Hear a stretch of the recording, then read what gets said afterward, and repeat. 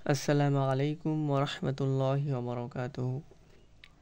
قال الله تعالى في القرآن الكريم أعوذ بالله من الشيطان الرجيم بسم الله الرحمن الرحيم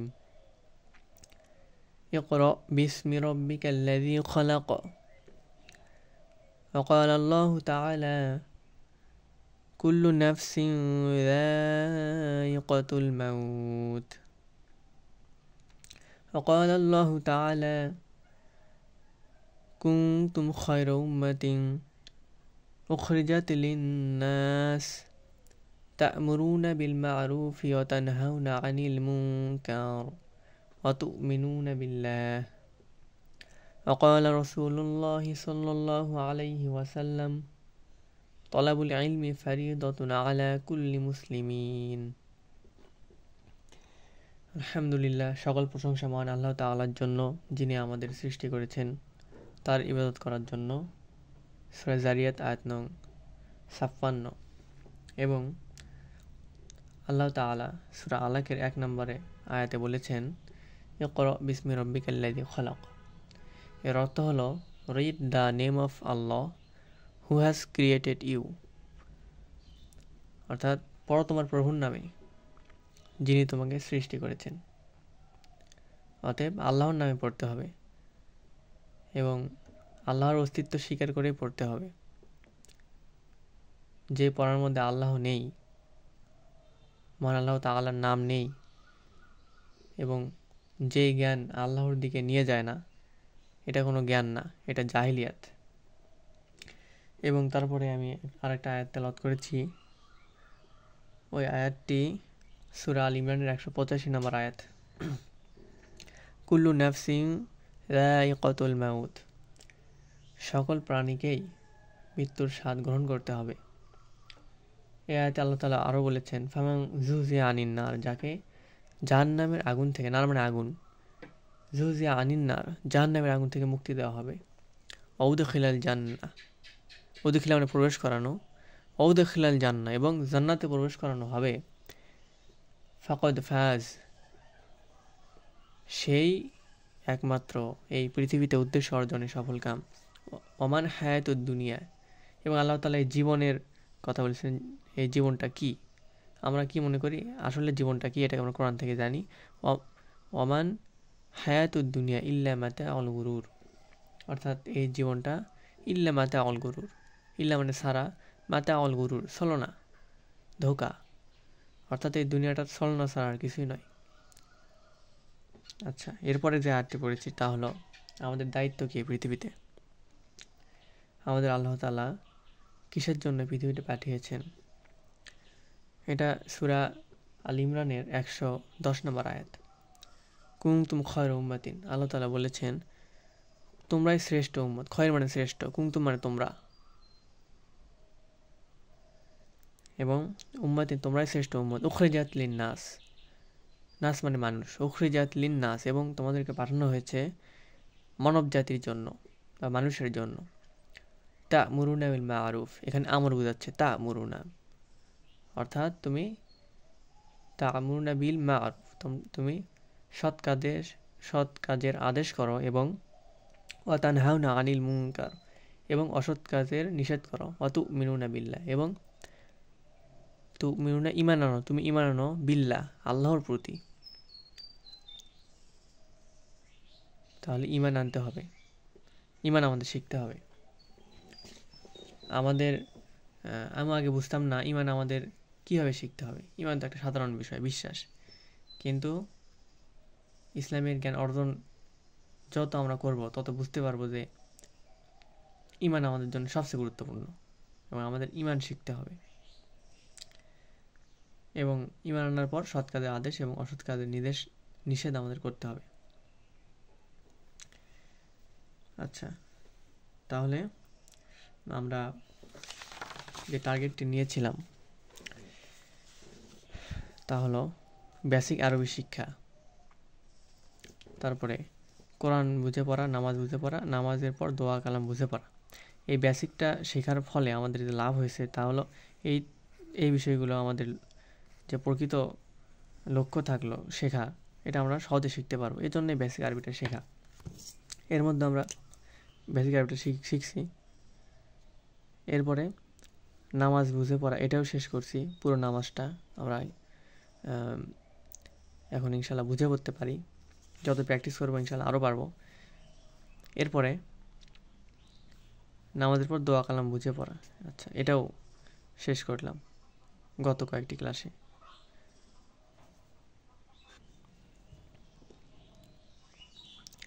এরপরে আমাদের টার্গেট হলো আল্লাহর চিঠি বা আল্লাহর বার্তা পবিত্র কোরআনুল কারিমটা আমরা বুঝে পড়ব। বেসিক ক্লাস থেকে আমাদের এটাও বোঝাও সহজ হয়ে যাবে। তাহলে এখন আমরা কোরআন নিয়ে বোঝার চেষ্টা করি যে বেসিক ক্লাস থেকে আমরা দেখি কত সহজে আমরা বুঝতে পারি কোরআনটা। আচ্ছা, তাহলে কোরআন বোঝার ক্ষেত্রে কোরআনে আছে মোট 114টি সূরা। সব সূরাগুলো আমাদের বুঝতে হবে, বোঝা উচিত, কারণ আল্লাহ তাআলা প্রত্যেক রাসূলের উপর যে আসমানি কিতাব দিয়েছেন তা ওই উম্মতের জন্য দিক নির্দেশনা বা পথ প্রদর্শক হিসেবে কাজ করে। আমাদের জন্য পথ প্রদর্শক বা সঠিক পথের দিশা বা দিক নির্দেশনা এটা হলো পবিত্র কোরআনুল কারিম। এখানে 114টি সূরা আছে এবং এখান থেকে যে গুরুত্বপূর্ণ ছোট সূরাগুলো, শেষের যে ছোট সূরা 105 থেকে শুরু করে 114 পর্যন্ত, 1 থেকে 114 পর্যন্ত সূরা আছে। এখান থেকে 105 থেকে 114 পর্যন্ত সূরা, এটা আমরা বোঝার চেষ্টা করবো ইনশাআল্লাহ। এবং 100 নম্বর সূরা আদিয়াত, এটা একটু বড়, এটা বোঝার চেষ্টা করব। এরপর সূরা ফাতিহা। সূরা ফাতিহা আমরা নামাজের যে দুটি ক্লাস, সে নামাজটা পরিপূর্ণ বোঝার চেষ্টা করছিলাম গত দুটি ক্লাসে। এখানে সূরা ফাতিহা আলোচনা করছি বা আমরা বোঝার চেষ্টা করছি। এরপর থেকে আমরা ধারাবাহিকভাবে এই কয়টা সূরা ইনশাআল্লাহ বোঝার চেষ্টা করব এবং কিভাবে আমরা কোরআনটা অনুধাবন করতে পারি তার একটি দিক নির্দেশনা আমরা জানবো ইনশাআল্লাহ।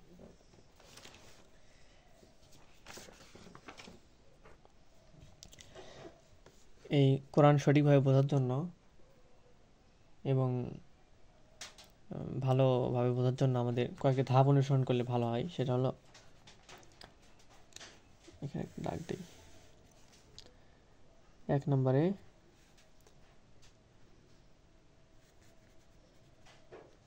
বিশুদ্ধ তেলাওয়াত আমাদের করতে হবে। প্রথমে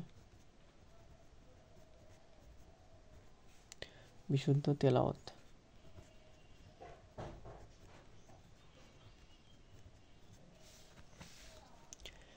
শিখতে হবে। এরপর 2 নম্বরে ওয়ার্ড বাই ওয়ার্ড বাংলাটা আমাদের জানতে হবে।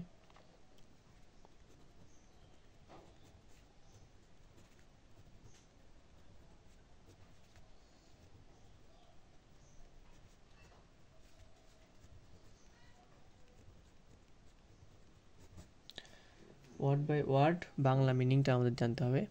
এরপরে 3 নম্বরে মানে প্রত্যেকটা শব্দের অর্থ আমাদের জানতে হবে। 3 নম্বরে আমাদের এই শব্দের মধ্যে যে ব্যাকরণগুলো আছে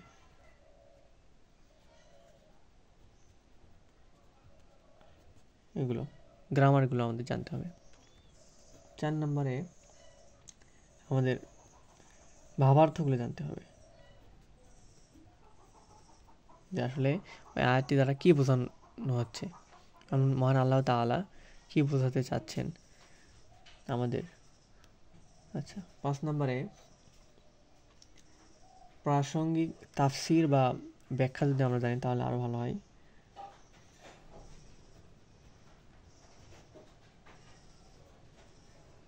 প্রাসঙ্গিক তাফসির বা ব্যাখ্যা। তাফসির অর্থ হলো কোনো মানুষ এখানে কোরআনকে হাদিস দ্বারা বা যুগ উপযোগী একটা ব্যাখ্যা করেছেন, এটা হলো তাফসির। এটা দ্বারা আমরা কোরআনের ভাবার্থটা আরও ভালো করে বুঝতে পারি। এরপর 6 নম্বরে আমাদের তার সাথে সংশ্লিষ্ট হাদিসগুলো আছে,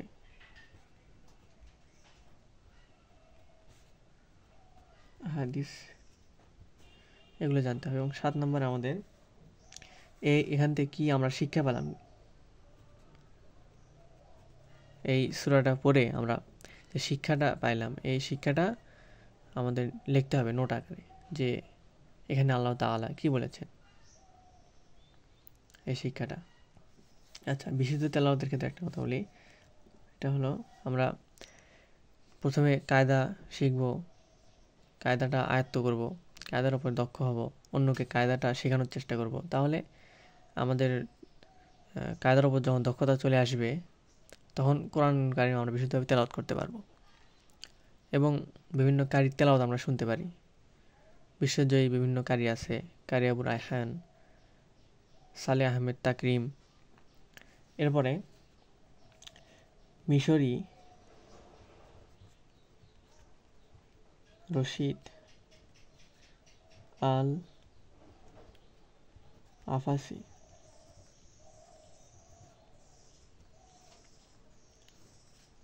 ইনার তেলাওয়াত খুব ভালো লাগে আমার, কারণ ইনার তেলাওয়াতের মধ্যে যেখানে এক লিপ টান সেখানে সুন্দর করে এক লিপ টানে, 3 লিপ টান 3 লিপ, 4 লিপের ক্ষেত্রে 4 লিপ, টানগুলো, মাখরাজগুলো, উচ্চারণগুলো এগুলো খুব সুন্দর লাগে।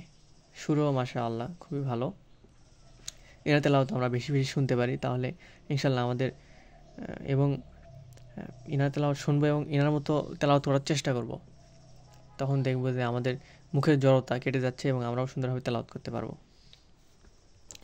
এরপরে word by word Bangla meaning, ব্যাকরণের কিছু ধারণা আমরা বেসিক ক্লাস থেকে পাইছি, এবং আরও উচ্চমানের ব্যাকরণ বালাগাত জানার জন্য আমাদের আরও একটু সময় দিতে হবে, তাহলে আমরা আরও ভিতরের ভাবার্থগুলি জানতে পারবো। তারপরে এটা জানার জন্য, word by word Bangla meaning জানার জন্য আমরা মহিমান্বিত কোরআনটা সংগ্রহ করে নেব ইনশাআল্লাহ। মহিমান্বিত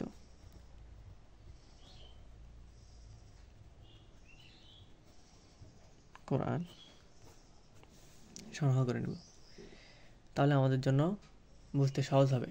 এই তো সিএন পাবলিকেশনের এটা মহিমান্বিত কোরআন। আচ্ছা, এটা রাখি। তারপরে ভাবার্থ, প্রাসঙ্গিক তাফসির। এবার তাফসির হিসেবে আমরা প্রথমে যে ছোট বা কম পৃষ্ঠার যে তাফসির সেটা আমরা সংগ্রহ করার চেষ্টা করব। এগুলো আমাদের বুঝতেও সহজ হবে এবং তাড়াতাড়ি শেষ করতে পারবো। এটা হলো আমরা নিতে পারি তাফসিরুল মারিফুল কোরআন,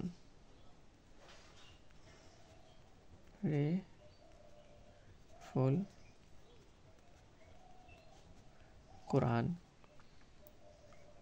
এগুলো তাফসিরগুলো আমরা নিতে পারি। তারপরে যে আরও বড় তাফসির, বেশি খণ্ডের বা বিস্তারিত তাফসির আছে, সেগুলোতে আমরা ইনশাল্লাহ পরে যাওয়ার চেষ্টা করব। আগে এই ছোটো ছোটো তাফসিরগুলো পড়ে নেব। এক্ষেত্রে আমরা তাফসিরুল মারিফুল কোরআনটা সংগ্রহে রাখতে পারি, এটা আমার কাছে আছে, ইনশাল্লাহ আপনারাও সংগ্রহে রাখবেন। আচ্ছা, তারপর শিক্ষাটা আমরা ওই সূরাটা পড়ার পরে শিক্ষাটা আমরা নিজের কি মনে হলো বা আমি নিজে পড়ে কি বুঝলাম, এই শিক্ষাটা আমরা লেখার চেষ্টা করব।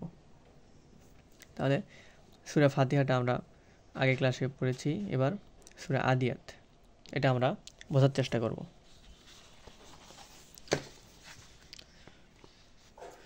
বোঝার জন্য আমি যদি সূরাগুলো লিখে বলার চেষ্টা করি তাহলে সময় লাগবে। আমি চাচ্ছি যে এই তো মহিমান্বিত কোরআন থেকে, এখানে word by word Bangla meaning আছে, এখান থেকে বোঝানোর চেষ্টা করি, তাহলে ক্লাসটা বড় হবে না। আমার উদ্দেশ্য ক্লাস বড় করা না বা অনেকগুলো ক্লাস নেওয়া না, কম সময়ের মধ্যে সদকায়ে জারিয়ার উদ্দেশ্যে এগুলো বোঝানোর চেষ্টা করা।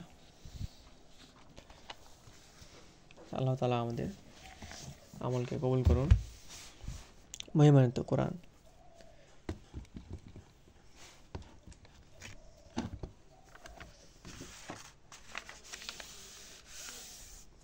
এক খণ্ডে সমাপ্ত। এখানে 30 পারা আছে।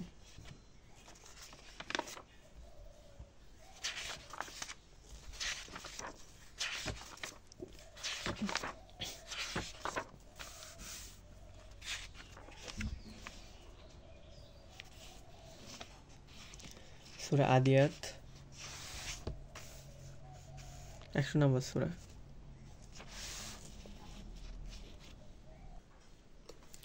এই তো এটা হলো সূরা আদিয়াত।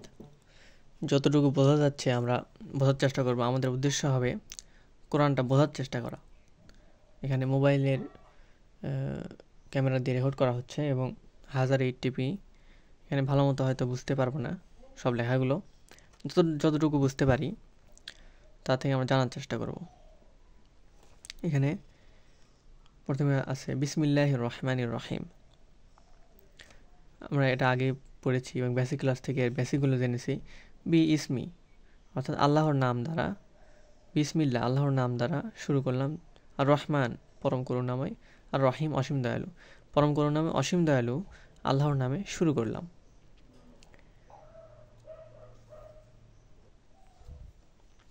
আচ্ছা, বিদ্যুৎ চলে গেলে একটু অন্ধকার হয়। আচ্ছা, প্রথম আয়াতটা হলো ওয়াল আদিয়াতি দবহান। আচ্ছা, আগে বলে নিই আমরা। এই তো ওয়াল আদিয়াতি, আদিয়াত মানে ঘোড়া। এই বাংলা অর্থগুলো বুঝে আমরা শুধু একটা অর্থ জানতে পারবো, কিন্তু ভিতরে যে ভাবার্থ বা এই আয়াতগুলোর মধ্যে কত উঁচু মানের বালাগাত আছে, অলংকার আছে, এবং আয়াতগুলো যে আল্লাহ তাআলা কথা, এগুলো আমরা আরও উঁচু মানের গ্রামার শেখার পরে আমরা যখন আয়াতগুলো পড়বো এবং আয়াতের মধ্যে যে বালাগাত এবং উঁচু মানের গ্রামারগুলো আমরা বুঝতে পারবো, তখন আমরা আরও ভালোভাবে আয়াতের ভাবার্থগুলো জানতে পারবো। এবং আমাদের অ্যারাবিক টু অ্যারাবিক বুঝলে আমাদের জন্য সহজ হয়। অ্যারাবিক টু বাংলা বুঝলে আমরা মোটামুটি একটা অর্থ জানতে পারবো, কিন্তু অ্যারাবিক টু অ্যারাবিক যখন আমরা বুঝবো গ্রামার সহ, তখন আমরা এর ভাব অর্থগুলো আরও ভালোভাবে উপলব্ধি করতে পারবো। অর্থাৎ আমাদের কোরআনটা অ্যারাবিক টু অ্যারাবিকভাবে বুঝতে হবে, তাহলে আমরা ভালোভাবে বুঝতে পারবো। যেমন এই ঘোড়া শব্দটার প্রতিশব্দ আরবিতে 100-রও বেশি আছে, কিন্তু বাংলাতে বা অন্য ইংলিশে বা অন্য যে কোনো ভাষার শব্দ সংখ্যা এত সমৃদ্ধ নয় আরবি শব্দ সংখ্যা যতটা সমৃদ্ধ। আচ্ছা, তাহলে বলে আদিয়াতি দবহান। বলে আদিয়াত মানে ঘোড়া সমূহের কিছুটা আমরা বুঝতে পারতেছি মোটামুটি, আলহামদুলিল্লাহ। বলে আদিয়াতি দবহান অর্থাৎ ঊর্ধ্বশ্বাসে, দবহান মানে ঊর্ধ্বশ্বাসে ধাবমান বা চলমান ঘোড়াসমূহের শপথ। আল্লাহ এখানে ওয়া মানে এবং হয়, ওয়া মানে শপথ হয়। বলে আদিয়াতি দবহান, আল্লাহ তাআলা এমন ঘোড়া শপথ করলেন, একটু অন্তর উপলব্ধি করি, যে ঘোড়াটা ঊর্ধ্বশ্বাসে চলমান। আচ্ছা, তার দ্বিতীয় আয়াত ফাল মুরিয়াতি কদহান। ফাল মুরিয়াতি মানে ফলে বিচ্ছুরণ করে, কদহান মানে আগুনের স্ফুলিঙ্গ। ওই ঘোড়াগুলোর পায়ের খুরের আঘাতে এমন ঘোড়া শপথ করলেন যে ওই ঘোড়ার পায়ের খুরের আঘাতে আগুনের স্ফুলিঙ্গ বিস্ফোরণ হয়। তারপরে আয়াত হলো ফাল মুগীরাতি সুবহা। ফাল মুগীরাতি অথবা আক্রমণকারী ওই ঘোড়াগুলো আক্রমণ করে সুবহা প্রভাতকালে। এখানে আমরা একটা রাসূল সাল্লাল্লাহু আলাইহি সাল্লামের আক্রমণের যে ধরন, যে তিনি কখন আক্রমণ করতেন, এটা বুঝতে পারি। ফাল মুগীরাতি সুবহা প্রভাতকালে রাসূল সাল্লাল্লাহু আলাইহি সাল্লাম সকালের সময়টাতে বেশিরভাগ আক্রমণটা করতেন। যখন ফজরের নামাজ পর একটা সকালের সময় থাকে ওই সময়টা আক্রমণ করতেন। এখানে বলা আছে ফাল মুগিরাতি সুবহা, অতঃপর আক্রমণকারী ওই ঘোড়াগুলো তারা প্রভাতকালে আক্রমণ করে। আচ্ছা, ফাআসারুনা বিহি নাকআ, ফাআসারুনা অতঃপর সে উড়ায়, ঘোড়াটা উড়ায়, বিহি নাকআ ধুলি, তা দ্বারা ধুলি, অর্থাৎ খুরের আঘাতে দৌড়াচ্ছে। এই দৌড়ানোর সাথে সাথে ওই ঘোড়াটা ধুলি উড়াই। আচ্ছা, ফাওয়া সাতনা বিহি জামা, এই আয়াতের মধ্যেও উঁচু মানের গ্রামার এবং বালাগাত রয়েছে। ফাওয়া সাতনা বিহি জামা, ফাআ সাতনা মানে অতঃপর সেই ঘোড়াটি ঢুকে পড়ে, বিহি জামা তা দ্বারা, জামা মানে একটা জামাতের ভিতর বা একটা দলের ভিতর বা শত্রু দলের ভিতর ঢুকে পড়ে ওই ঘোড়াটা। এত স্পিডে ওই ঘোড়াটি ছুটছে যে সে থেমে যায়নি, ফলে সে শত্রুর দলের মধ্যে ঢুকে যায়। আমরা জানি যে যদি দুই দল থাকে, এখানে এক দল এখানে এক দল, দুই দলের সামনে থাকে প্রোটেকশন, এ দলের সামনে থাকে প্রোটেকশন। এখন এ দলের ঘোড়াগুলো যারা এরকম ঘোড়া, তারা জীবনের মায়া ত্যাগ করে ওই শত্রু দলের যেই ব্যারিয়ার আছে, ব্যারিয়ার ভেদ করে তারা ঢুকে যায়। এই ঢুকে যাওয়ার সময় ওই ঘোড়াগুলোর জীবনের একটা ঝুঁকি থাকে। শত্রুদের তরোয়ারের আঘাতে ওই ঘোড়াগুলোর গর্দান পড়ে যেতে পারে, পা কেটে যেতে পারে এবং তারা তাদের মৃত্যু হতে পারে। কিন্তু ওই ঘোড়াগুলো তার উপরে যে মালিক আছে বা সেই মানুষটার এতটাই কৃতজ্ঞ যে তার আদেশে ওই ঘোড়াটা শত্রু দলের ভেতরে ঢুকে পড়ে, এমন ঘোড়ার শপথ করতেছেন আল্লাহ তাআলা। তারপরে আল্লাহ তাআলা বলতেছেন, আমাদেরকে বোঝাচ্ছেন ঘোড়ার উদাহরণ দিয়ে, ইন্নাল ইনসানা নিশ্চয় মানুষ। ঘোড়ার উদাহরণ দেওয়ার পরে মানুষের কথা বলতেছেন, ইন্নাল ইনসানা, ইন্না নিশ্চয় আমরা জানি, ইনসানা মানে মানুষ, ইন্নাল ইনসানা লা রব্বিহি লাকানুদ, নিশ্চয় মানুষ, লি রব্বিহি লি মানে জন্য পূর্তি, লি রব্বিহি হি মানে তার, মানে হু তার, হুম তাদের, কা তোমার, কুম তোমাদের, ই আমার না আমাদের। তাহলে হু মানে তার বা হি এর হরফে জার হয়ে জের হয়ে গেছে। লি রব্বিহি তার রবের প্রতি, লাকানুত বড় অকৃতজ্ঞ।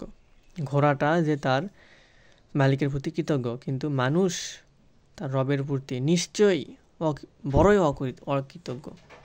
ইন্নাল ইনসানা লিরব্বিহি লাকানুত, নিশ্চয় মানুষ তার রবের প্রতি বড়ই অকৃতজ্ঞ। এরপর আল্লাহ তাআলা বলতেছেন, ওয়া ইন্নাহু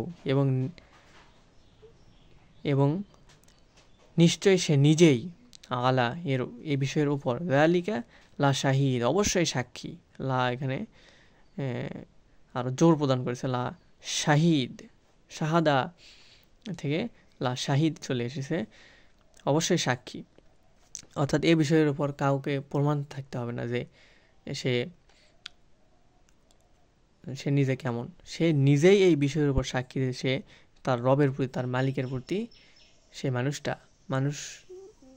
মানুষগুলো তার মালিকের প্রতি কতটা অকৃতজ্ঞ এ বিষয়ে সে নিজেই সাক্ষী, নিজেই নিজের প্রতি তাকালে সে বুঝতে পারবে। তারপরে আল্লাহ তাআলা বলতেছেন, ওয়া ইন্নাহু এবং নিশ্চয় সে, লিহুব্বিল খায়রি, এবার একটা আসল কথা বলতেছেন, বাস্তব ভিত্তিক। ওয়া ইন্নাহু নিশ্চয় সে, লিহুব্বি মানে ভালোবাসায়, হুব্বি মানে ভালোবাসায়, মহাব্বত এসব মানে ভালোবাসা, হুব্বিল খায়রি, খয়র মানে ভালো বা ধন সম্পদ, খয়রি লা শাদীদ বড়ই প্রবল। অর্থাৎ সে নিশ্চয় ধন সম্পদের ভালোবাসায় প্রবল। তার ভিতরে ধন সম্পদের মহাব্বত বা ভালোবাসা এটা হলো প্রবল, খুব প্রবল।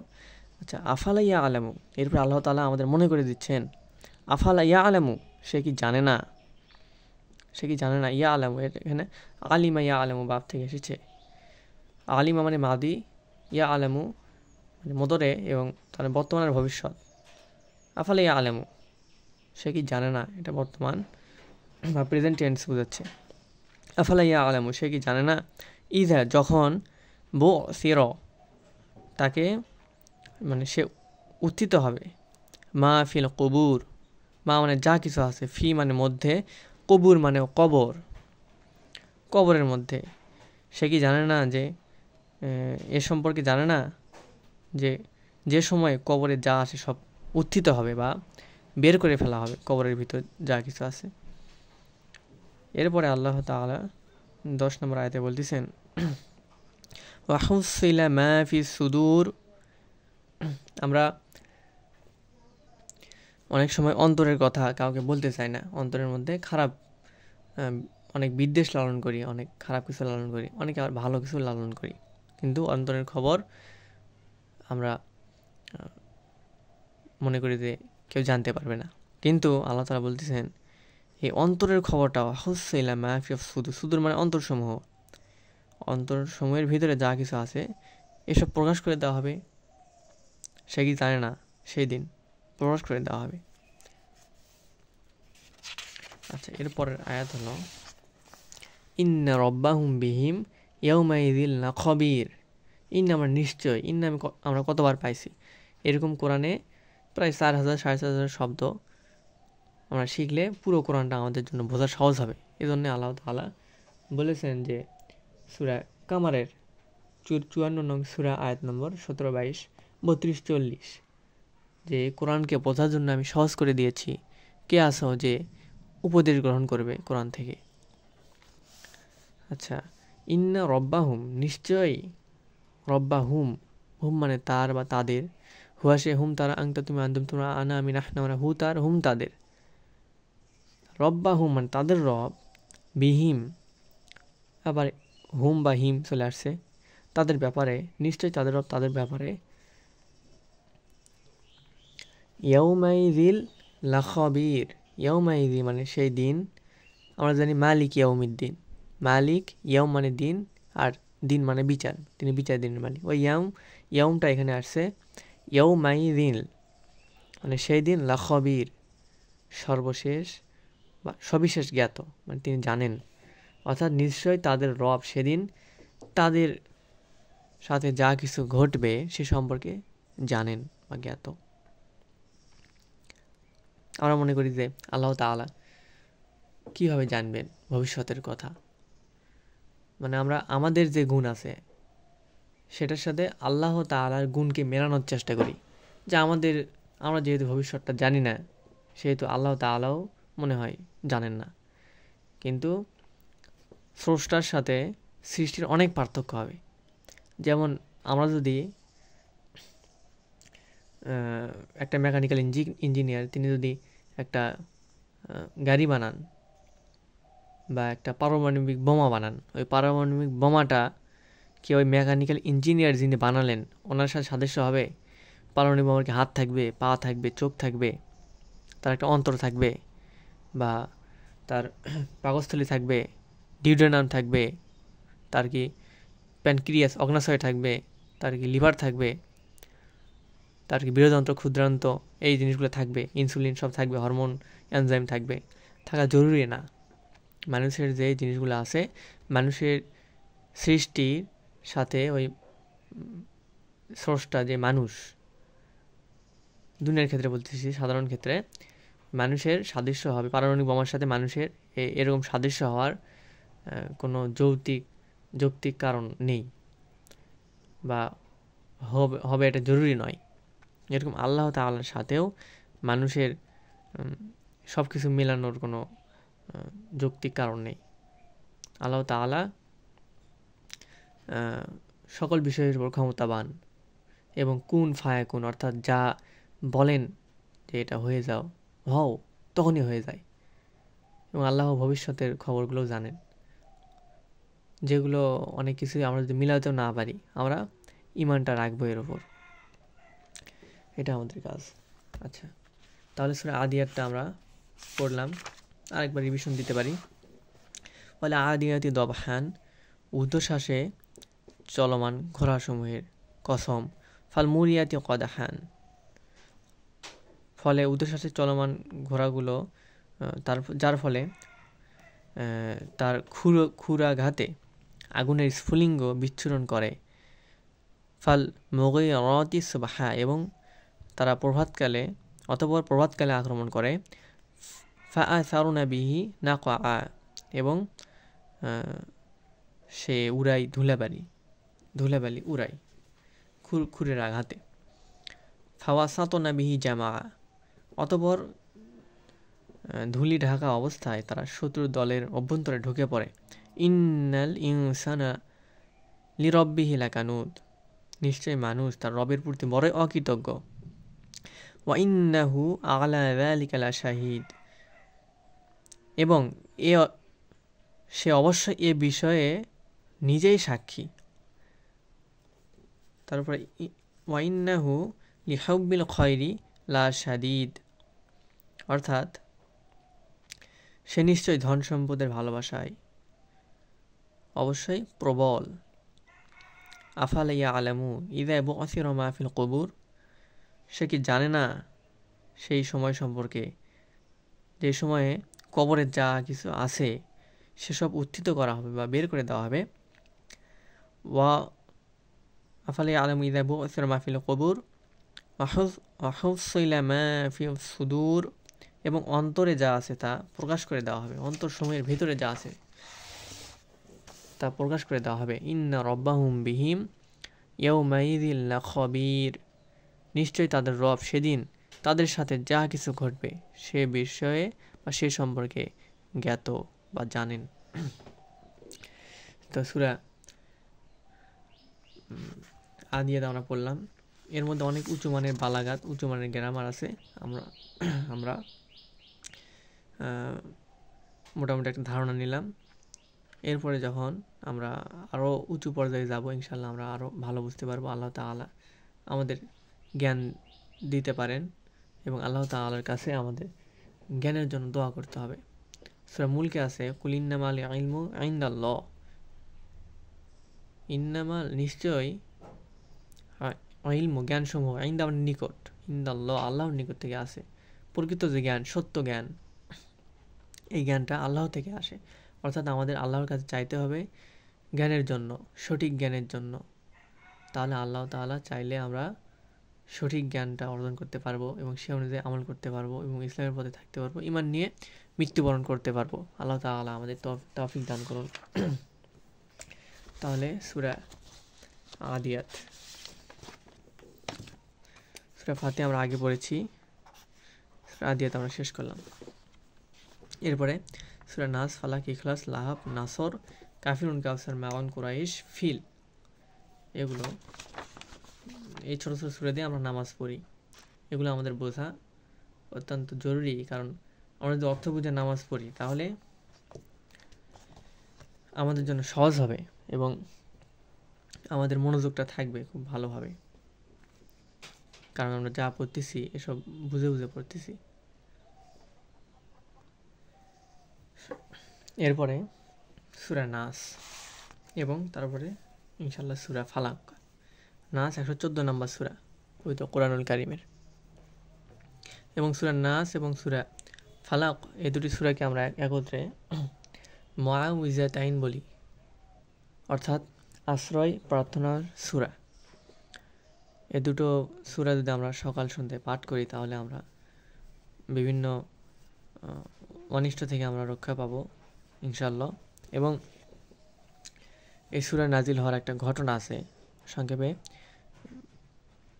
তা হলো রাসূল সাল্লাল্লাহু আলাইহি ওয়াসাল্লামকে একবার জাদু করা হয়েছিল এবং রাসূল সাল্লাল্লাহু আলাইহি ওয়াসাল্লামের উপরেও ওই জাদুর প্রভাব পড়েছিল। তিনি সবার সাথে আগের মতো আচরণ করতেন না, একটা আচরণের পরিবর্তন এসেছে। সাহাবীরা চিন্তিত হয়ে পড়ছিলেন যে কী হলো রাসূল সাল্লাল্লাহু আলাইহি ওয়াসাল্লামের। এবং এক পর্যায়ে ফেরেশতা এসে এই আয়াতটা নাজিল করলেন এবং এবং এই আয়াতে সূরা নাস আছে 5টি এবং সূরা ফালাকে আছে 5টি এবং নাসে আছে 6টি আয়াত, এই মিলে মোট 11টি আয়াত।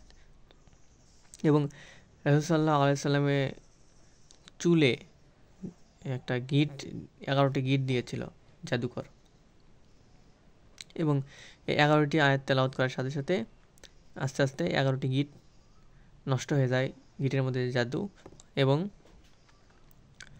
রাসূল সাল্লাল্লাহু আলাইহি সাল্লাম আবার আগের মতো সুস্থ হয়ে যান। এই ঘটনার মাধ্যমে আল্লাহ তাআলা আমাদের বোঝানোর চেষ্টা করেছেন যে এই জাদু অস্তিত্ব আছে, জাদুকে অস্বীকার করা যাবে না, এবং জাদু থেকে রক্ষা পেতে হলে আমাদের আমলের মধ্যে থাকতে হবে, রাসূল সাল্লাল্লাহু আলাইহি সাল্লামের সুন্নাহর মধ্যে থাকতে হবে। আচ্ছা, তাহলে সূরা নাস, এই সূরাগুলো আমরা সংক্ষেপে পড়ে যাব, বেশি সময় নেব না ইনশাআল্লাহ। তাহলে 114 নম্বর সূরা নাস। কুল আউযু বিরাব্বিন নাস, এখানে প্রথম আয়াত কুল মানে বলুন, আউযু বি মানে আমি আশ্রয় প্রার্থনা করছি। এখানে নাউযু বি থাকলে আমরা আশ্রয় প্রার্থনা করছি হবে। আমরা আউযু বিল্লাহ বলি মানে আমি আশ্রয় প্রার্থনা করছি, আমরা নাউযু বিল্লাহ বলি মানে আমরা একটা খারাপ ঘটনা বা খারাপ কাজ হইলে আমরা নাউযু বিল্লাহ বলি, কারণ ওখান থেকে আমরা সবাই আশ্রয় প্রার্থনা করতেছি আল্লাহর কাছে। আল্লাহ তাআলা যদি আমাদের আশ্রয় দেন, ওখান থেকে ওই আশ্রয়ের মধ্যে কেউ অনিষ্ট করার মতো কেউ নেই, কেউ অনিষ্ট করতে পারবে না। কুল আউযু বিরব্বি, কার কাছে আশ্রয় প্রার্থনা করতেছি, কার কাছে আমরা চাচ্ছি? বিরব্বি নাস, মানুষের রবের কাছ থেকে। এরা কুল আউযু বিরব্বিন নাস, মানুষের রবের কাছ থেকে আমরা আশ্রয় প্রার্থনা করতেছি। এখন কি আশ্রয় প্রার্থনা করতেছি? আল্লাহর কাছে আশ্রয় প্রার্থনা করতেছি, কারণ আল্লাহ সর্বশক্তিমান। এরপরে মালিকিন নাস, এখানে মা টান হবে না কিন্তু, মালিকিন নাস, মালিক মানে অধিপতি বা মালিক, মালিকিন নাস মানুষের মালিকের কাছ থেকে আমরা আশ্রয় প্রার্থনা করতেছি।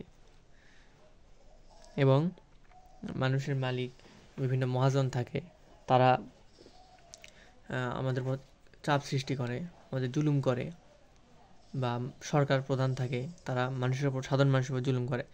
এই যে প্রধান বা অধিপতি বা মালিক, এনাদের কাছ থেকে আমরা মানুষের রবের বা আল্লাহর নিকট থেকে আশ্রয় প্রার্থনা করতেছি। ইলাহিন নাস, এবং মানুষের ইলাহের কাছ থেকে আমরা আশ্রয় প্রার্থনা করতেছি। ইলাহ মানে মাবুদ।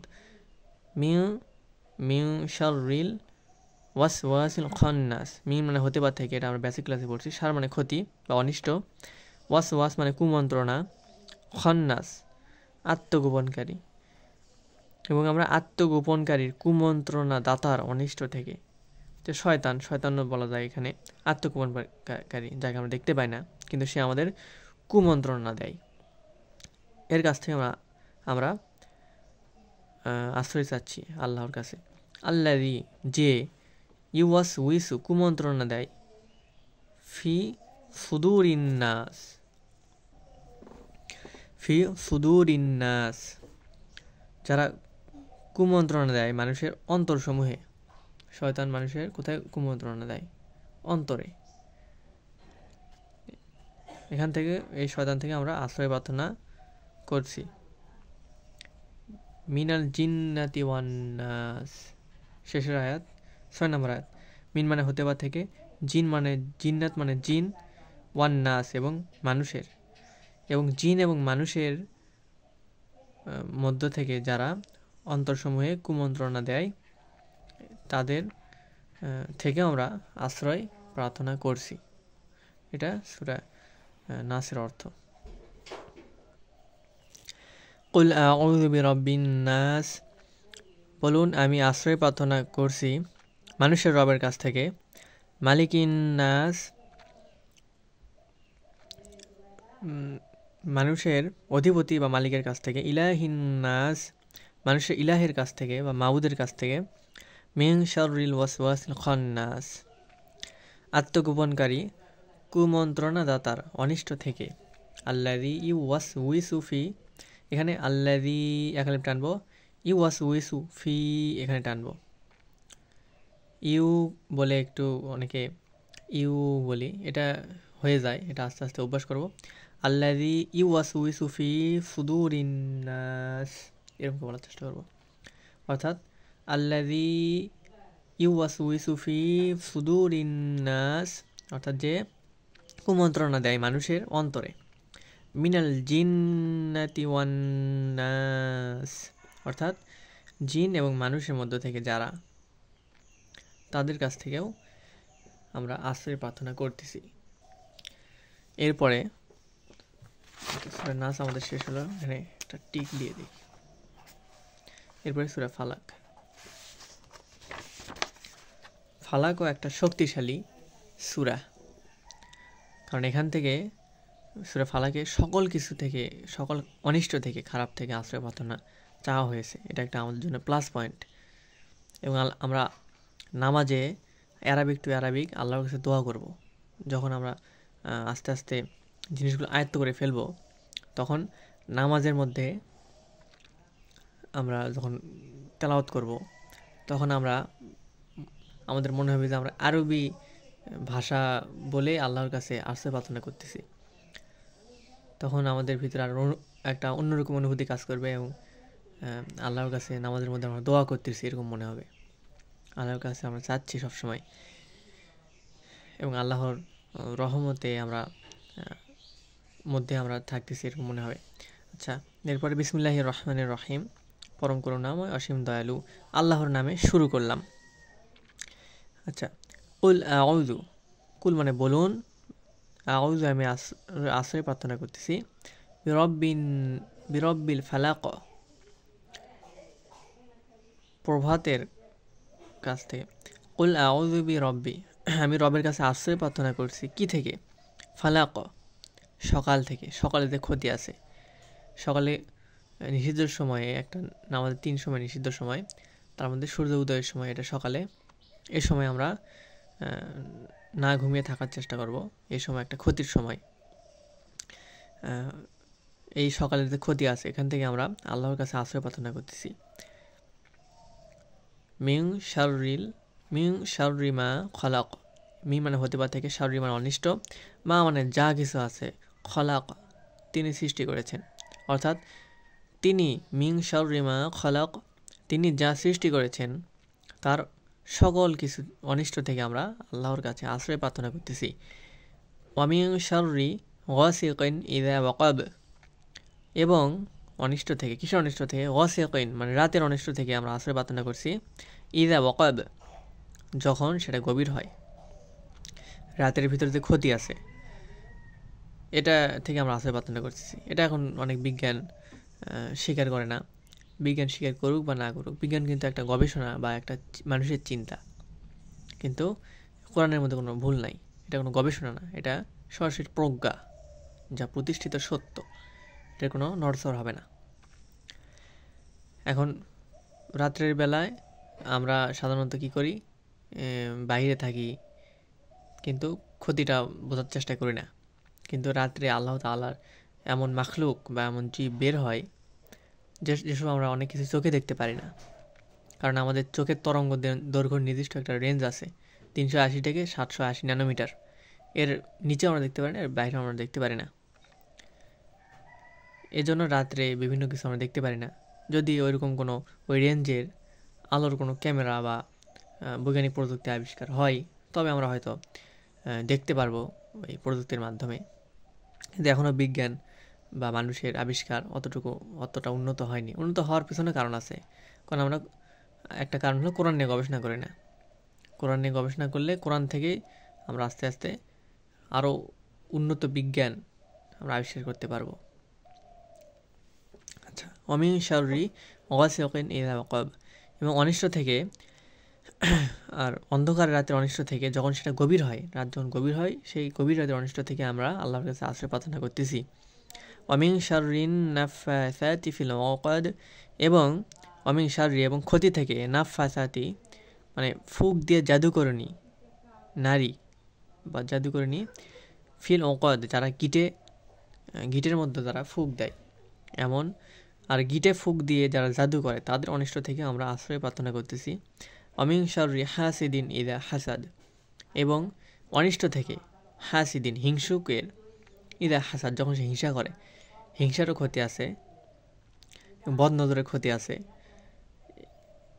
এগুলো থেকে আমরা এই সূরার মাধ্যমে আশ্রয় প্রার্থনা করতেছি।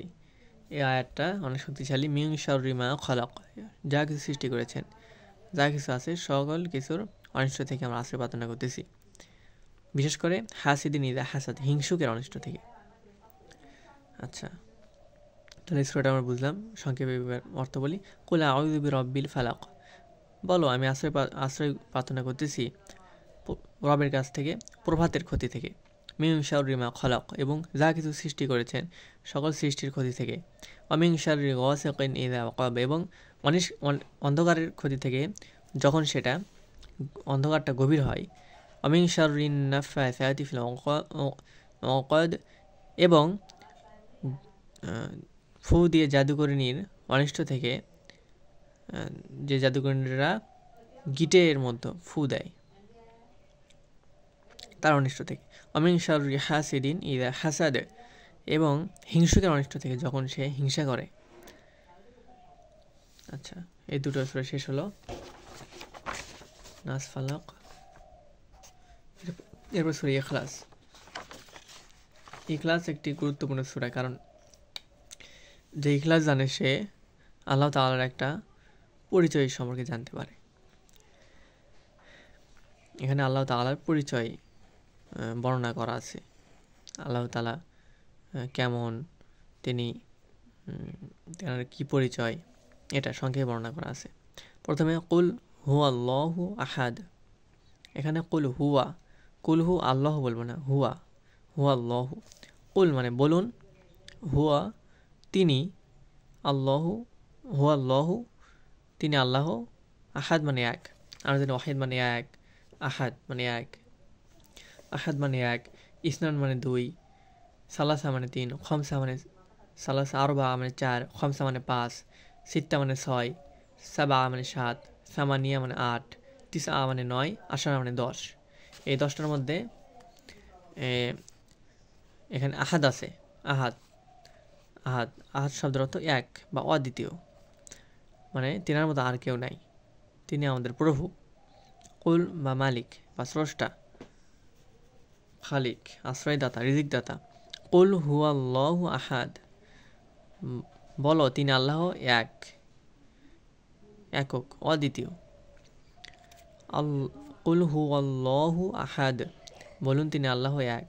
এখানে হুয়াল্লাহু বলবো। কুল হুয়াল্লাহু আহাদ। আল্লাহু সামাদ, আল্লাহু অমুখাপেক্ষী, মানে আল্লাহু সামাদ। এখানে আল্লাহু বলবো না, আল্লাহু বলবো, কারণ এখানে পুর আছে কায়দার নিয়মে। আল্লাহু সামাদ অর্থাৎ আল্লাহ অমুখাপেক্ষী, মানে কারো কাছ থেকে কোনো কিছু চাইতে হবে এমন নয়। মানুষ হলো মুখাপেক্ষী, মানুষের অন্যের কাছে চাওয়ার প্রয়োজন আছে, কিন্তু আল্লাহ তাআলার বা আমাদের স্রষ্টার, আমাদের রবের আল্লাহ তাআলার কারো কাছ থেকে চাওয়ার কোনো প্রয়োজন নেই, তিনি অমুখাপেক্ষী। তারপর লাম ইয়ালিদ ওয়ালাম ইউলাদ, এখানে লাম ইয়ালিদ ওয়ালাম ইউলাদ, এখানে একটা গ্রামার নিয়ে আলোচনা করি, মানে কি গ্রামারটা আছে সহজ। এটা হলো লামটা, লাম থাকলে অতীতকালে নাবাচক বুঝাই, সামনে যদি ভবিষ্যৎ থাকে ইয়ালিদ, এটা হলো মদরে, আর লাম থাকলে মাদি বা অতীতকালে নাবাচক বুঝাই। ওয়ালাদা ইয়ালিদু, ওয়ালাদা মানে সে জন্ম দিল অতীতে, ইয়ালিদু সে জন্ম দিবে ভবিষ্যতে, অর্থাৎ ইয়ালিদ মানে সে জন্ম দিবে বা তিনি জন্ম দিবেন, কিন্তু লাম থাকার কারণে অতীতকালে নাবাচক হয়ে যাচ্ছে। লাম থাকলে অতীতকালে নাবাচক বোঝাচ্ছে। আচ্ছা, ইয়ালিদ অর্থ হলো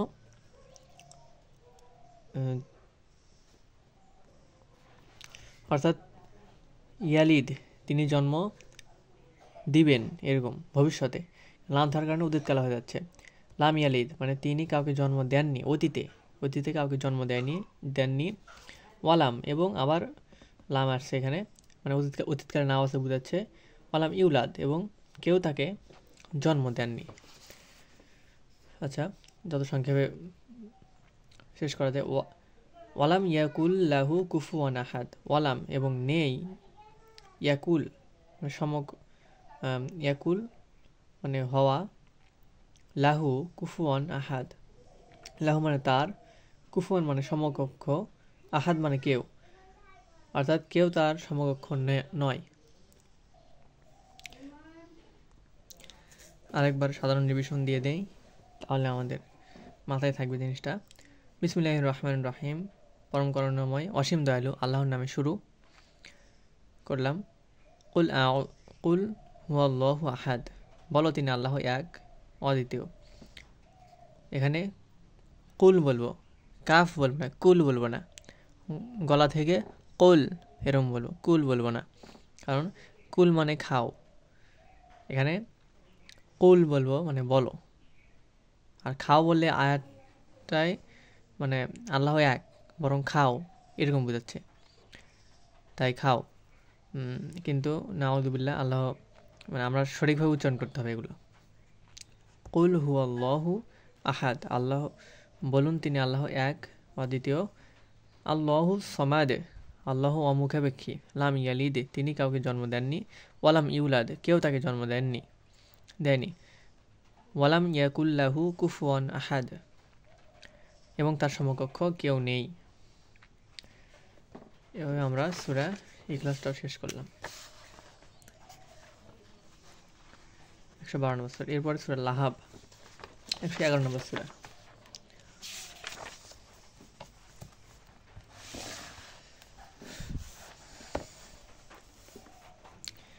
সূরা লাহাব,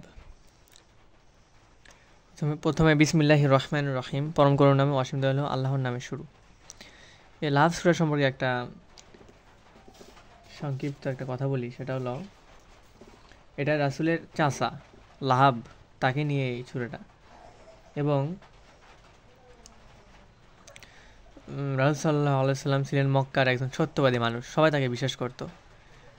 ওনার উপর যখন সবার উপর প্রকাশ্যে দিনের দাওয়াত দেওয়া ফরজ হয়ে গেল, তখন তিনি পাহাড়ের পাদদেশে সবাইকে একত্রিত করলেন, করে বললেন প্রায় এরকম কথাটা, যে আমি যদি বলি যে পাহাড়ের পিছনে একটা শত্রু দল আছে, তারা আমাদের আক্রমণ করবে, তাহলে কি সবাই বিশ্বাস করবে? সবাই বললে, হ্যাঁ তুমি তো সত্যবাদী, তুমি মিথ্যা কথা বলো না, তুমি আলামিন, আপনার কথা আমরা সবাই বিশ্বাস করব। তারপরে তিনি বললেন, আমি তোমাদেরকে আল্লাহর কথা বলবো, কালিমা ইসলাম গ্রহণের কথা বলবো। তারপরে এই লাহাব, যে রাসূলের চাচা, তিনি তাকে অপমান করেছিলেন এবং খুব খারাপভাবে ব্যবহার করার কারণে আল্লাহ তাআলা সূরা লাহাব নাজিল করেন। এবং এই লাহাবটা নাজিল হওয়ার প্রায় 13 বছর পর আবু লাহাব মারা গেছেন। সে যদি ওই সময়ে ইসলাম গ্রহণ করতেন, তাহলে কোরআন ভুল প্রমাণিত হতো। কিন্তু আল্লাহ সূরা লাহাব নাজিল করে বোঝালেন যে এই লাহাব এ হলো জাহান্নামী। সে 13 বছর পর্যন্ত, এই সূরা নাজিল হওয়ার 13 বছর পর মারা যাওয়ার পরও সে ইসলাম গ্রহণ করেনি। এটাও একটা কোরআনের জীবন্ত মুজিজা। এরকম কোরআনের অনেকগুলো মুজিজা আছে, চ্যালেঞ্জ আছে, যেগুলো মানুষ কখনো খণ্ডন করতে পারবে না। যেমন কুল্লু নাফসিন যায়িকাতুল মাউত, সকল প্রাণীকে মৃত্যুর স্বাদ গ্রহণ করতে হবে। তারপরে তোমরা যদি সত্যবাদী হও, তাহলে একটি সূরা, কোরআনের মতো একটি সূরা আবিষ্কার করে এনে দেখাও। এগুলো আল্লাহ তাআলা থেকে চ্যালেঞ্জ, এগুলো মানুষ করতে পারবে না। এবং মানুষের মরা মানুষকে জীবিত করার আরও বিভিন্ন উপায় মানুষ বের করার চেষ্টা করতেছে, কিন্তু মানুষ সফল হবে না। সকল মানে প্রাণী মৃত্যুর স্বাদ গ্রহণ করতে হবে। আচ্ছা, তারপরে আমরা এই সূরাটা বোঝার চেষ্টা করি। তাব্বাত ইয়াদা আবি লাহাবি ওয়া তাব, তাব্বা মানে ধ্বংস হোক, ইয়াদা মানে দুই হাত, আবি লাহাবি আবু লাহাবের, ওয়া তাব এবং ধ্বংস হোক সে নিজেও। অর্থাৎ ধ্বংসক আবু লাহাবের 2 হাত এবং ধ্বংসক সে নিজেও। এরপরে বলতেছেন দ্বিতীয় আয়াতে, মা আগনা আনহু মালুহু ওয়া মা কাসাব। মা আগনা কোনো কাজে আসেনি, আনহু তার, মালুহু তার মাল, ওয়া মা কাসাব এবং তার ধন সম্পদ, ওয়া মা কাসাব যা সে উপার্জন করেছিল। অর্থাৎ যে ধন সম্পদগুলো আবু লাহাব উপার্জন করেছিল তা তার কোনো কাজে আসেনি। এত ধন সম্পদ উপার্জন করেছিল কিন্তু তার কোনো কাজে আসেনি সেই ধন সম্পদগুলো। সায়াসলা নারং যাত লাহাব। সায়াসলা সে প্রবেশ করবে, নারং আগুনে, যাত লাহাব লেলিহান শিখাযুক্ত। সে খুব তাড়াতাড়ি প্রবেশ করবে লেলিহান শিখাযুক্ত আগুনে। ওয়ামরাতু এবং তার স্ত্রীও প্রবেশ করবে। অর্থাৎ তার বলা যায় তার স্ত্রীও তাকে সাহায্য করছিল ইসলামের বিপক্ষে কাজ করার জন্য। হাম্মালাতাল হাদব এবং সে ইন্ধন বহনকারী। অর্থাৎ এটা দ্বারা বোঝা যায় জাহান্নামের যে খড়কুটো আছে এগুলো বহন করবে তার স্ত্রী, বা ইন্ধন যে জাল দেওয়ার যে বস্তুগুলো এগুলো তার স্ত্রী বহন করবে। ফি জি দিহা, ফি মানে মধ্যে রয়েছে, জি দিহা তার গলায়, হাবলু মানে রশি, মিম মাসাদ এবং পাকানো, এই রশিগুলো পাকানো, তার গলায় যে রশি রয়েছে এগুলো পাকানো। হাবলু মানে রশি, এটা আমরা ওয়াতাসিমু বিহাবলিল্লাহি জামিআ, তোমরা আল্লাহর রশিকে শক্ত করে ধরো। ওয়ালা তাফাররাকু এবং বিভক্ত হইও না। এখান থেকে হাবলু মানে রশি আমরা বুঝতে পারি, সহজ অর্থ। আচ্ছা, আরেকবার অর্থগুলো বোঝার চেষ্টা করি। তাব্বাত ইয়াদা আবি লাহাবি ওয়া তাব, ধ্বংস হোক আবু লাহাবের 2 হাত এবং ধ্বংস হোক সে নিজেও। মা আগনা আনহু মালুহু ওয়া মা কাসাব এবং তার ধন সম্পদ এবং তার উপার্জন তার কোনো কাজে আসেনি। সায়াসলা নারং যাত লাহাব, খুব তাড়াতাড়ি সে প্রবেশ করবে লিলিহান শিখাযুক্ত আগুনে। ওয়ামরাতু এবং তার স্ত্রীও প্রবেশ করবে সেখানে। হাম্মালাতাল হাতব, সে হবে, তার স্ত্রী হবে বহনকারী, ইন্ধন বহনকারী। ফি জিদিহা হাবলুম মিম মাসাদ এবং তার গলায় থাকবে পাকানো রশি, তার গলায় থাকবে পাকানো রশি, গলায় রয়েছে পাকানো রশি। এরপরে আচ্ছা, আমাদের তাহলে সূরা লাহাব আমরা বুঝে ফেললাম। এরপরে সূরা নাসর, 110 নম্বর সূরা। এই নাসর আল্লাহ তাআলা যখন রাসূলের উপর নাজিল করলেন তখন রাসূল সাল্লাল্লাহু আলাইহি ওয়াসাল্লাম বুঝতে পেরেছিলেন তার জীবনের অন্তিম সময় বা শেষ সময় তাড়াতাড়ি ঘনিয়ে আসতেছে। কারণ এখানে রাসূল সাল্লাল্লাহু আলাইহি ওয়াসাল্লামকে তাসবিহ পড়ার কথা বলতেছেন, তওবা করার কথা বলতেছেন বেশি বেশি আল্লাহ তাআলা। এবং এই আয়াত নাযিল হওয়ার পরে ইসলামের গণজাগরণ হয়েছিল। ইসলামের পক্ষে অনেক মানুষ এসে ইসলাম গ্রহণ করেছিল। মক্কা বিজয় হয়ে গেছিল, মদিনা খেলাফত কায়েম হয়ে গেছিল, অনেক মানুষ ইসলাম গ্রহণ করেছিল। এটাই আল্লাহর বার্তা ছিল। আচ্ছা, এখানে বিসমিল্লাহির রহমানির রহিম সূরাটা হলো ইযা জা, যখন আসবে, নাসরু মানে সাহায্য, নাসরুল্লাহ আল্লাহর সাহায্য, ওয়াল ফাতহ এবং বিজয়, অরআইতা এবং তুমি দেখবে, নাসা মানুষগুলো, ইয়াদখুলনা প্রবেশ করছে, ফি মধ্যে, দিন নিল্লাহ আল্লাহর দিনের মধ্যে, আফওয়াজা দলে দলে। অর্থাৎ যখন আল্লাহর সাহায্য আসবে তখন তুমি দেখবে যে দলে দলে মানুষ আল্লাহর দিনের মধ্যে প্রবেশ করতেছে। এটা কিন্তু আগের জন্য যেমন সত্য, এখনকার জামানার জন্য সত্য। এখনকার জামানায়, শেষ জামানায় আলেম ওলামারা নির্যাতিত হবেন, আলেম ওলামার সংখ্যা কমে যাবে, মানুষ জাহেলদেরকে আলেম হিসেবে মেনে নেবে এবং কিয়ামতের আলামতগুলো, অশ্লীলতা, বেহায়াপনা এগুলো ছড়িয়ে যাবে। সুদ, ঘুষ, মদ, নারীদের অপমাননা, যেগুলো জাহেলিয়াতের সমস্যাগুলো ছিল। জাহেলিয়াতের সমস্যা ছিল মোট 5টি। একটা শিরক, একটা সুদ, শিরক তো এখন আছে, মাজার ইত্যাদি। 2 নাম্বার আছে সুদ। সুদ তো এখন, সুদ ছাড়া এখন মানুষ থাকতেই পারে না, এরকম একটা বিষয়। সুদ এত ছড়িয়ে গিয়েছে যে নিজে ব্যবসা করে বা নিজের টাকা ব্যাংকে রাখে না বা নিজে সেফ হয়ে চলে, এনারা কয়জন সমাজে? তাহলে সুদ প্রায় পুরো পুরো বিশ্বে তারা ছড়িয়ে দিয়েছে, ইহুদি খ্রিস্টানরা। আর 3 নম্বরে মদ।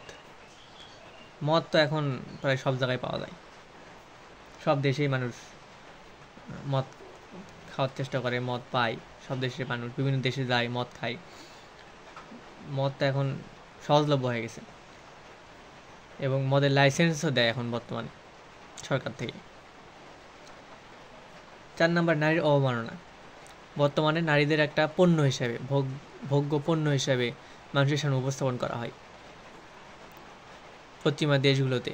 নারীদের শরীর আল্লাহ তাআলা এমনভাবে তৈরি করছেন, নারীদের হরমোন নারী এমনভাবে কাজ করে, তারা স্ট্রেস নিতে পারে না, বেশি চাপ নিতে পারে না, তাদের শরীরগুলো কোমল। এখন ওরা বলতেছে নারীদেরও সমান অধিকার দেওয়া উচিত, নারীদেরও কর্মক্ষেত্রে নামানো উচিত, নারীদেরও ইট সিমেন্ট বালু এগুলো শ্রমিকের কাজ করা উচিত। সমতা, তার মানে সমতা। কিন্তু সমতা কখনো সম্ভব নয়, তার ধারণাটা ভুল। এভাবে নারীদের অপমান করা হচ্ছে। এবং 5 নাম্বার আছে গোত্রে গোত্রে সংঘর্ষ। এখন দেশে দেশে তো মারামারি সংঘর্ষ রয়ে থাকে সবসময়। চায়নার সাথে ইন্ডিয়ার সংঘর্ষ, ইন্ডিয়ার সাথে পাকিস্তানের সংঘর্ষ, রাশিয়ার সাথে আমেরিকার সংঘর্ষ, ইসরায়েলের সাথে সংঘর্ষ, গাজা, তারপরে আফগানিস্তানের সাথে আমেরিকার সংঘর্ষ। এই গোত্রে গোত্রে বা এখন বর্তমানে যে দেশে ভাগ করছে কথিত জাতিসংঘ, হু, তারপরে ইউনেস্কো, ইউনিসেফ, এই বিশ্ব মোড়লগুলো যারা বিশ্ব শাসন করার চেষ্টা করতেছে, এরা বিশ্বক যে মুসলমান দেশগুলোকে ভাগ করছে এবং তারপরে এই গোত্রে গোত্রে সংঘর্ষগুলো হচ্ছে। কিন্তু যখন এত কিছুর পরেও বর্তমান যুগে এরকম হয়ে গেছে, কিন্তু এখনও যদি আল্লাহর সাহায্য আসে তাহলে মানুষ দলে দলে ইসলামে প্রবেশ করবে এবং দিন বিজয় হবে। আচ্ছা, এই আয়াতটা আমরা কিছুটা বুঝতে পারি। এরপরে ইয়াদখুলুনা ফি দীনিল্লাহি আফওয়াজা, দলে দলে মানুষ ইসলামের মধ্যে প্রবেশ করছে, আল্লাহর দ্বীনের মধ্যে প্রবেশ করছে, তুমি দেখবে। ফাসাব্বিহ, এখানে সাব্বাহা ইউসাব্বিহ বাব আমরা পড়ছি বেসিক ক্লাসে। ফাসাব্বিহ অতএব এখানে আমর বোঝাচ্ছে, সাব্বিহ এখানে আমর বোঝাচ্ছে।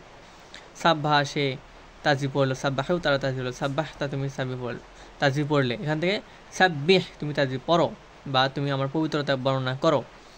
ফাসাব্বিহ অতএব তুমি পবিত্রতা বর্ণনা করো, বিহামদি প্রশংসা সহ, বি মানে দ্বারা বা সাথে, প্রশংসার সাথে, রব্বিকা কা মানে আপনার, এটা আমরা বেসিক ক্লাসে পড়ছি, রব মানে বেসিক ক্লাসে পড়ছি, রব্বিকা আপনার রবের প্রশংসা সহ আপনি পবিত্রতা বর্ণনা করেন। ওয়াস্তাগফির, এই তো ইস্তাগফারো এই বাপ থেকে আসছে। ওয়াস্তাগফির মানে এবং তুমি ইস্তিগফার করো বা ক্ষমা চাও, গফার ইয়াগফিরু থেকে ক্ষমা চাও, ইস্তিগফার করো। ইন্নাহু নিশ্চয় তিনি, কানা মানে হলেন, তাওয়াবা তওবা কবুলকারী, নিশ্চয় তিনি হলেন তওবা কবুলকারী। কত সুন্দর করে আল্লাহ তাআলা বর্ণনা করছেন এখানে। আচ্ছা, আবার রিভিশন দেয়। ইদা যা যখন আসবে, নাসরুল্লাহ আল্লাহর সাহায্য, ওয়াল ফাত এবং বিজয়, অরাইতান নাসা এবং তুমি দেখবে তখন মানুষসমূহ ইয়াদখুলুনা প্রবেশ করছে, ফি দীনিল্লাহি আফওয়াজা মানুষের আল্লাহর তারা প্রবেশ করছে আল্লাহর দ্বীনের মধ্যে, আফওয়াজা দলে দলে। ফাসাব্বিহ অতএব তুমি পবিত্রতা বর্ণনা করো, বিহামদি প্রশংসার সাথে, রব্বিকা ওয়াস্তাগফির এবং তোমার রবের কাছে তুমি ইস্তেগফার করো, ক্ষমা চাও। ইন্নাহু নিশ্চয় তিনি, কানা তাওয়াবা হলেন তাওবা কবুলকারী। আল্লাহর কাছে আমাদের চাইতে হবে। রাসূল সাল্লাল্লাহু আলাইহি সাল্লামের পূর্বের পরের গুনাহ সকল গুনাহ মাফ করে দেওয়া হয়েছে, কিন্তু তাও রাসূল সাল্লাল্লাহু আলাইহি সাল্লামকে আল্লাহ তাআলা ক্ষমা চাইতে বলছেন, আল্লাহর কাছে চাইতে বলতেছেন। আসলে আমরা অনেকে আল্লাহর কাছে মানে চাওয়ার পরিমাণটা কম, কিন্তু আমাদের বেশি বেশি দোয়া করতে হবে, বেশি বেশি চাইতে হবে। আল্লাহ আমাদের চাওয়ার পরিমাণ, পৃথিবীর সবাইকে তার চাওয়ার পরিমাণ যদি দিয়ে দেন তাহলে আল্লাহর একটুও কমবে না, বা এটা আল্লাহর কোনো লস নাই। অর্থাৎ আমরা যখন চাইবো তখন সবচেয়ে বড় জিনিসটা চাইবো, জান্নাত চাইলে জান্নাতের ফেরদাউসটা চাইবো আল্লাহর কাছে, আল্লাহ আমাকে জান্নাতের ফেরদাউসটা দেন, সর্বোচ্চ উঁচু মানের জান্নাতটাই আমাকে দেন। আমাদের বড় বড় কিছু চাইতে হবে। আচ্ছা, তাহলে এটাও শেষ হলো সূরা নাসর। এরপরে সূরা কাফিরুন। সূরা কাফিরুন 109 নম্বর সূরা। সূরা কাফিরুন, এই তো এই সূরা কাফিরুন। কাফিরুন নাজিলেরও একটা ছোট ঘটনা আছে। এটা হলো মক্কার কাফিররা তো জানতো অনেকে যে রাসূলুল্লাহ সাল্লাল্লাহু আলাইহি ওয়াসাল্লাম সত্য, কিন্তু তারা তাদের অহংকারের কারণে, তাদের ইগোর কারণে, তাদের যে সমাজের ট্রেন্ড, ওই ট্রেন্ডের কারণে তারা রাসূল সাল্লাল্লাহু আলাইহি ওয়াসাল্লামকে মানেনি। বর্তমানেও যেমন বিভিন্ন সমাজের ট্রেন্ডের কারণে ইসলামকে গ্রহণ করা হচ্ছে না, ইসলামকে মানুষ গ্রহণ করতেছে না, মনে করতেছে ইসলাম গ্রহণ করবে হুজুররা, ইসলাম গ্রহণ করবে যারা মৌলবী আছে, বিভিন্ন কিছু ট্যাগ দিচ্ছে, দিয়ে আল্লাহর দিন থেকে তারা সরে যাচ্ছে। আবু জেহেলের মতো, আবু লাহাবের মতো তারা সরে যাচ্ছে, কিন্তু তারাই প্রকৃতপক্ষে ক্ষতিগ্রস্ত হচ্ছে। এখানে মক্কার কাফিরেরা রাসূল সাল্লাল্লাহু আলাইহি সাল্লামকে প্রস্তাব দিয়েছিলেন, তোমাকে আমরা ক্ষমতা দেব, মক্কার সবচেয়ে সুন্দরী নারীদের দ্বারা তোমাকে আমরা বিয়ে দেব এবং ক্ষমতা থাকবে তোমার হাতে, কিন্তু আমাদের একটাই শর্ত, সেটা হলো একদিন আল্লাহর ইবাদত হবে, এবং আরেক দিন আমাদের মূর্তিগুলোর ইবাদত করা লাগবে।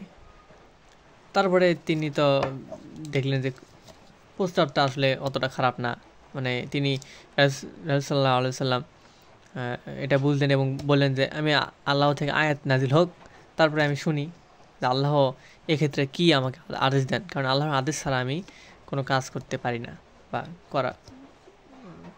করা যাবে না। আচ্ছা, তারপরে আল্লাহর আদেশে এই সূরা নাজিল হলেন, আল্লাহর থেকে আয়াত আসলেন। বর্তমানের সাথে মিলাতে পারি এটা আমরা, যে বর্তমানে ডেমোক্রেসি বা গণতন্ত্র আমাদের দেশে, বিভিন্ন দেশে আসছে কাফিরদের থেকে। এটা কাফিরদের শাসন। গণতন্ত্র মানে মানুষরা, অধিকাংশ মানুষ যা বলবে তাই হবে, এটা কখনো আল্লাহর শাসন হতে পারে না। যদি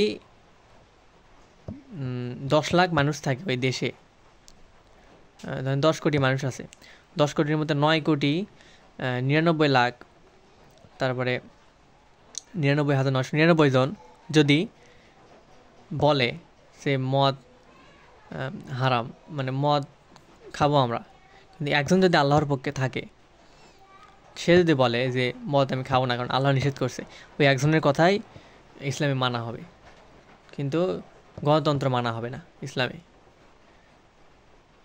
আল্লাহর নীতি আগে, তারপরে মানুষের মতামত, আর গণতন্ত্রে মানুষের মতামত আগে, তারপরে অন্য কিছু, এবং কোরআনকে তো গণতন্ত্র অস্বীকার করা হয়।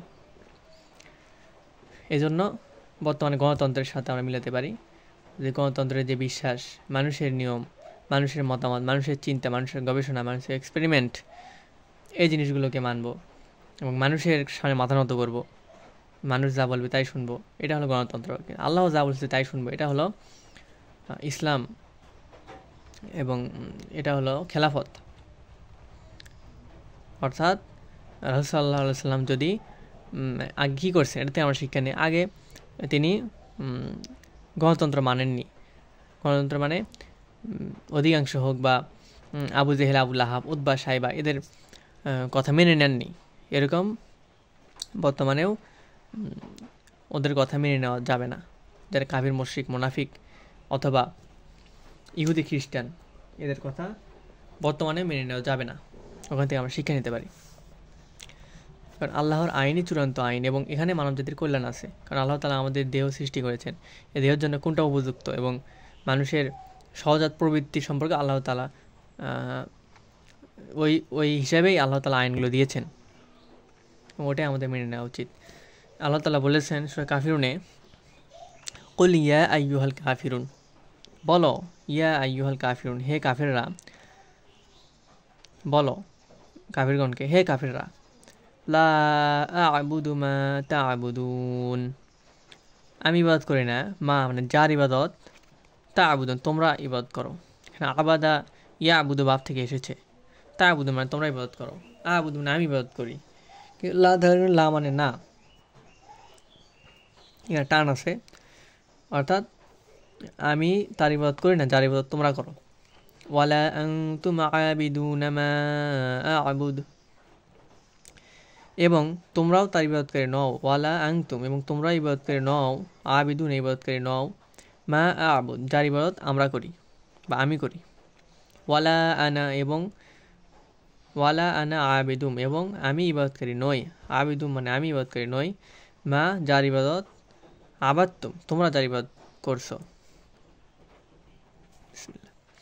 ওয়ালা আনতুম আবিদুনা মা আ'বুদ, ওয়ালা এবং আনতুম আবিদুনা এবং তোমরা, আনতুম মানে তোমরা, এটা আমরা পড়ছি বেসিক ক্লাসে, ও মানেও বেসিক ক্লাসে পড়ছি, লা মানে না, আবিদুম মানে ইবাদতকারী, মা মানে যার, এগুলো বেসিক ক্লাসে আমরা পড়ছি, জানি, বেসিক ক্লাস থেকে আমরা ধারণা পাই।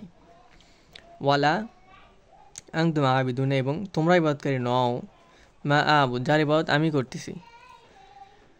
লাকুম দীনুকুম তোমাদের, লা মানে জন্য, বেসিক ক্লাসে পড়ছি, কুম মানে তোমাদের, তোমাদের জন্য, দীনুকুম দিন মানে দিন বা ধর্ম, কুম মানে তোমাদের, তোমাদের জন্য তোমাদের দিন, ওয়ালিয়া দিন আমার জন্য আমাদের, আমার জন্য আমার দিন, অর্থাৎ সমঝোতা করা যাবে না কাফেরদের সাথে। আবার পড়ি, কুল ইয়া আইয়ুহাল কাফিরুন, বলো হে কাফিররা, লা আ'বুদু মা তা'বুদুন আমি ইবাদত করি না, যার ইবাদত তোমরা করো। ওয়ালা আনতুম আবিদুনা মা আ'বুদ, ওয়ালা এবং নও, আবিদু ওয়ালা আনতুম আবিদুনা ইবাদতকারী নও, মা আ'বুদ যার ইবাদত আমি করি, এবং তোমরাও তার ইবাদতকারী নও, যার ইবাদত আমি করি। ওয়ালা আনা আবিদ ওয়ালা আনা আবিদুম মা আবাদতুম এবং আমি ইবাদতকারী নই, যার ইবাদত তোমরা করো, আনা মানে আমি। ওয়ালা আনতুম আবিদুনা মা আ'বুদ এবং তোমরা ইবাদতকারী নও, যার ইবাদত আমরা করি। লাকুম দীনুকুম ওয়ালিয়া দিন তোমাদের জন্য তোমাদের দিন এবং আমার জন্য আমার দিন, অর্থাৎ তোমাদের জন্য তোমাদের দিন, আমাদের জন্য আমাদের দিন, কোনো সমঝোতা চলবে না। আল্লাহ তাআলা বলে দিলেন সূরা কাফিরুন এটা। 8 নম্বর সূরা শেষ, 9 নম্বর সূরা কাউসার। কাউসার কোরআনে একটি সবচেয়ে ছোট সূরা হলো কাউসার, কারণ এর আয়াত সংখ্যা মাত্র 3টা এবং কাউসার সূরাটা নাজিলের একটা ছোট ঘটনা আছে। এটা হলো রাসূল সাল্লাল্লাহু আলাইহি সাল্লামের যুগটা ছিল কবিতার যুগ, বা কবিতার দিক থেকে তারা খুব উন্নত ছিল, তারা কবিতা লিখত, কবিতা নিয়ে প্রতিযোগিতা করত। বর্তমানে যেমন বিজ্ঞানের যুগ, বিজ্ঞান নিয়ে আমরা প্রতিযোগিতা করি, বর্তমানে বিজ্ঞানের যুগে যেমন আমরা বিজ্ঞান নিয়ে বিভিন্ন প্রতিযোগিতা করি, তেমনি তখন কবিতা নিয়ে প্রতিযোগিতা করা হতো। ঘটনাটি হলো যে মক্কায় কাবা ঘরের সামনে বিভিন্ন কাগজে লিখে টাঙিয়ে দেওয়া হতো বিভিন্ন কবিতা, কার কবিতা সবচেয়ে সুন্দর হয়, সবচেয়ে বড় বড় মক্কার কবিগণ ওখানে কবিতা টাঙিয়ে দিতেন, তাদের কবিতা লিখে, এবং কবিতায় নির্দিষ্ট একটা প্যাটার্ন ফলো করা হতো, সম্ভবত 12টা কি 13টা কি 14টা এরকম প্যাটার্ন ফলো করা হতো, তার বাইরে তারা কবিতা লিখতেন না। ওই প্যাটার্নের মধ্যে অনেক সুন্দর করে কবিতা লিখতেন তারা, সর্বোচ্চ ভাবার্থ এবং তার ভেতরে থাকতো অনেক গভীর ভাব। তো ওই সময় রাসূল সাল্লাল্লাহু আলাইহি সাল্লামের কাছে সূরা কাউসারটা নাযিল হয়েছিল এবং তিনিও একটা কাজ করলেন, সূরা কাউসারটা ওখানে টাঙিয়ে দিলেন। সেই কাউসার সূরাটা ওখানে টাঙিয়ে দেওয়া হলো এবং দেওয়ার পরে মক্কার যে বড় বড় কবিরা তারা ওটা দেখলো, দেখে অবাক হয়ে গেল যে এত ছোট একটা 3টা কেবল এর লাইন বা আয়াত, এর মধ্যে এত গভীর ভাবার্থ, এটা তো মানুষের কথা হতে পারে না। তো এই সূরাটি পড়লে আমরা বুঝতে পারবো। এবং এখানে আয়াতের সাথে মিল রাখলেন।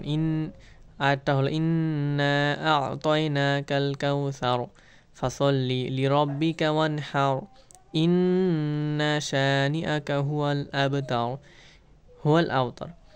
এই আয়াত শেষ। এরপরে ওখানে একটা বড় কবি উনি লিখে দিলেন লাইসা হাযা কালামুল বাশার।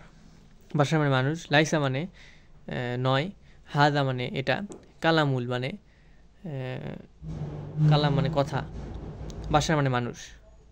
অর্থাৎ এই আয়াতের সঙ্গে মিল রেখে ওর নিচে লিখে দিলেন লাইসা হাযা কালামুল বাশার, মানে এটা কোনো মানুষের কথা নয়। এত ছোট একটা কথার মধ্যে এত গভীর ভাব তুলে ধরা হয়েছে এখানে, এবং এর মধ্যে এত উঁচু মানের বালাগাত এবং উঁচু মানের গ্রামার ফলো করা হয়েছে, এবং প্রচলিত যেই কবিতা লেখার পদ্ধতি তার বাইরে গিয়ে কবিতা লেখা হয়েছে। ওটা মনে করে তারা নিচে এটা লিখে দিচ্ছিলেন। এখানে প্রথমে নিশ্চয় আমরা, আ'তাইনাকাল কাউসার, তোমাকে দান করেছি কাউসার। এখানে আল্লাহ তাআলা বলেছেন নিশ্চয় আমরা তোমাকে কাউসার দান করেছি। কাউসার মানে হাউজে কাউসার, কিয়ামতের দিন এর ভিতর থাকবে পানি, এবং এই পানিটা মুমিনদেরকে খাওয়ানো হবে আল্লাহর তরফ থেকে, রহমত এটা। এটা রাসূল সাল্লাল্লাহু আলাইহি ওয়াসাল্লামকে আমরা দান করেছি, এটা আল্লাহ তাআলা বলছেন। এখানে আমরা অনেক ক্ষেত্রে কোরআনে দেখতে পারবো আমরা, এখানে আল্লাহ তাআলা কেন বলেন আমরা, বলতে পারতেন আমি। এখানে একটা অনেক ক্ষেত্রে আমরা ভুল করি, এটা আমরা বুঝি না যে আরব তখনকার এবং আরবের যে একটা নিয়ম, সম্মানিত কোনো ব্যক্তি যদি বলতো যে আমি এটা করেছি, আমি এই কাজটা করেছি, তখন সে আমি বলতো না, সে বলতো আমরা। এটা একটা সম্মানসূচক বাক্য। এটা নিয়ে আরবরা কোনো দ্বিমত পোষণ করেনি, কারণ তারা জানতো যে সম্মানিত হওয়ার ক্ষেত্রে আমরা বলেছেন, এখানে বলা হয়েছে। অর্থাৎ নিশ্চয় আমরা তোমাকে, হে রাসূল সাল্লাল্লাহু আলাইহি ওয়াসাল্লাম, আমরা তোমাকে কাউসার দান করেছি, বা আমি তোমাকে কাউসার দান করেছি। ফাসল্লি, অতএব তুমি সল্লি মানে সালাত আদায় করো, লি রব্বিকা, লি মানে জন্য, রব্বিকা রব মানে রব, কা মানে তোমার রবের উদ্দেশ্যে, ওয়ান হাও এবং তুমি কুরবানি করো, ইন্না শানিআকা এবং নিশ্চয়ই তোমার বিদ্বেষ পোষণকারী, হুয়াল আবতার সে নির্বংশ বা ধ্বংস, নির্বংশ হয়ে যাবে, তার কোনো পরিচয় থাকবে না। আচ্ছা, তাহলে ইন্না আ'তাইনাকাল কাউসার ফাসল্লি লিরাব্বিকা ওয়ানহার।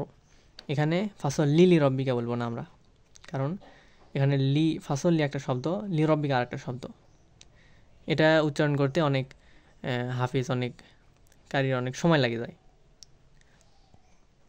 জামিল মাদ্রাসায় যখন তেলাওয়াত প্রশিক্ষণ করছিলাম, তখন যিনি আমাদের ওস্তাদ ছিলেন তিনি আমাদের এটা বলছিলেন যে এটা আমার 1 বছর লাগছে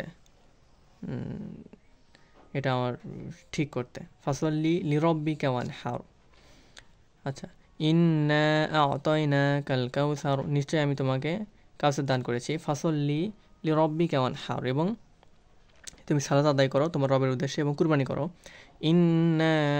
ইন্না শানিআকা হুয়াল আবতার এবং নিশ্চয়ই তোমার বিদ্বেষ পোষণকারী সে নির্বংশ।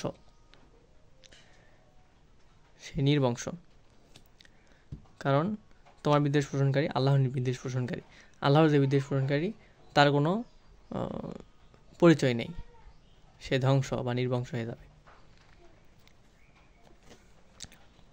আচ্ছা, তারপরে সূরা মাউন, সূরা কুরাইশ, তারপরে সূরা ফিল, কাউসার শেষ আলহামদুলিল্লাহ। এরপর সূরা মাউন 107 নম্বর সূরা।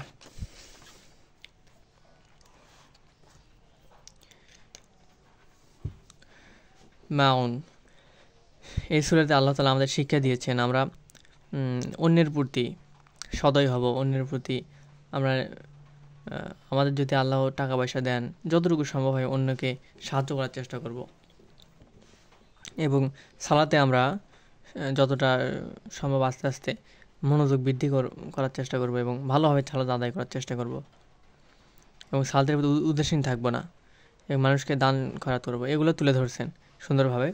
এটা আমরা পড়ি। বিসমিল্লাহির রহমানির রহিম। এটা সূরা মাউন 107 নম্বর সূরা।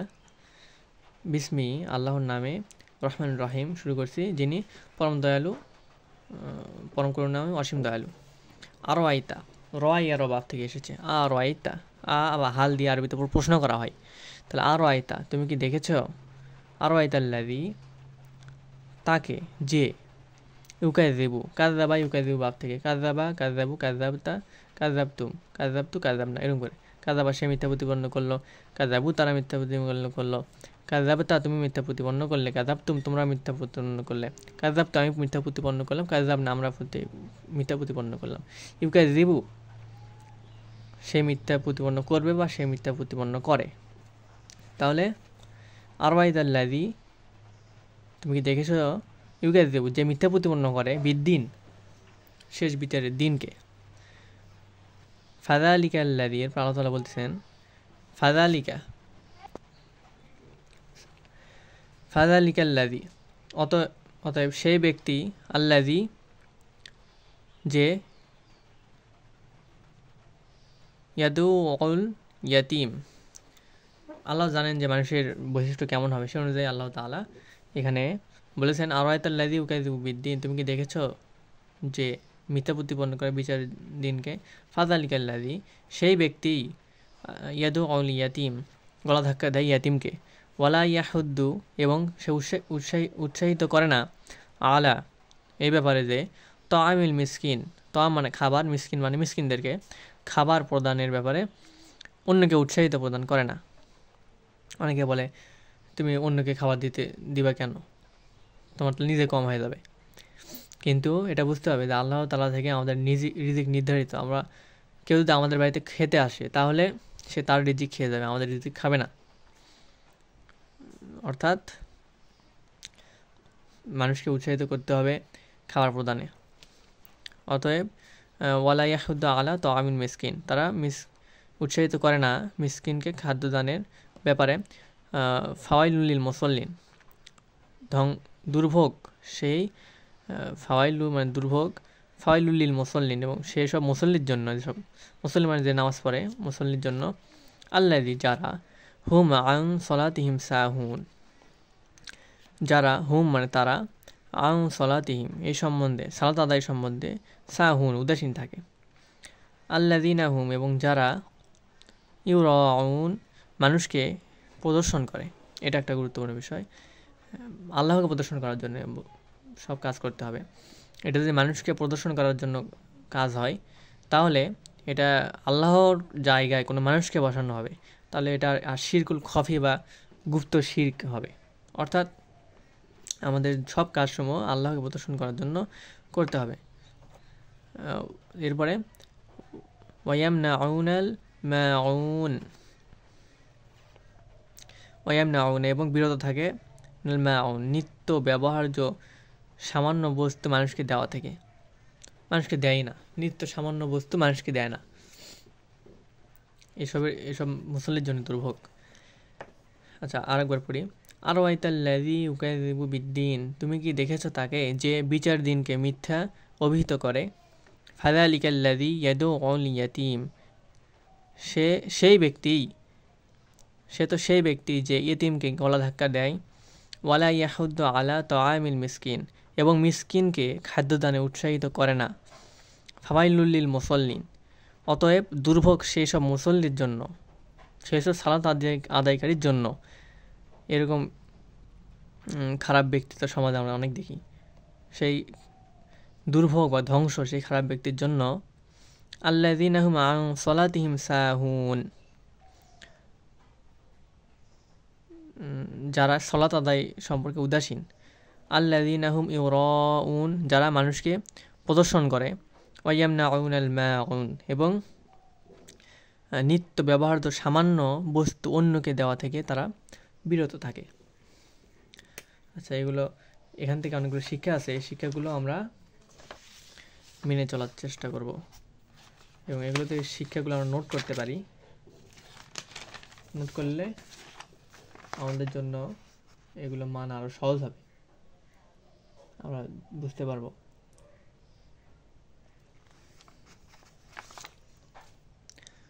মাউন্ট শেষ, এবার কুরাইশ। সূরা কুরাইশ। কুরাইশে মূলত আল্লাহ তাআলা যে নিরাপত্তা দিয়েছেন, প্রকাশ্য নিরাপত্তা, এটা একটা বিস্ময়কর একটা সূরা। এখানে আল্লাহ তাআলা বলেছেন যে মক্কাবাসীকে আল্লাহ তাআলা নিরাপত্তা দিয়েছেন, ফলে সেখানে যুদ্ধবিগ্রহ অথবা মারামারি এগুলো করা নিষেধ, বা এসব ঘটানো একটা ঘটবে না আর কি। আল্লাহ তাআলা কুরাইশদের নিরাপত্তা দিয়েছেন এবং তাদের শীত এবং গ্রীষ্মকালে যে সফরের আগ্রহ সেটা এখানে তুলে ধরা হয়েছিল। কুরাইশরা তখন গ্রীষ্মকালে শামে যেত ব্যবসা করতে এবং শীতে আবুসিনিয়া দিকে যেত ব্যবসা করতে, সে আগ্রহের কথা তুলে ধরা হয়েছে। এবং আল্লাহ তাআলা তাদের নিরাপত্তা দিয়েছেন, এটা একটা আল্লাহ তাআলা থেকে রহমত। বর্তমানেও মক্কা মদিনা একটা নিরাপদ জায়গা। আচ্ছা, এখানে আল্লাহ তাআলা বলতেছেন বিসমিল্লাহির রহমানির রহিম, পরম করুণাময় অসীম দয়ালু আল্লাহর নামে শুরু। লি ইলাফি কুরাইশ, লি ইলাফি মানে আসক্তির কারণে, কুরাইশদের আসক্তির কারণে, ইলাফিহিম রিহলা মানে সফর, সফরের আসক্তির কারণে, শীতাই অসয়ব শীতকালীন এবং গ্রীষ্মকালীন সফরের আসক্তির কারণে,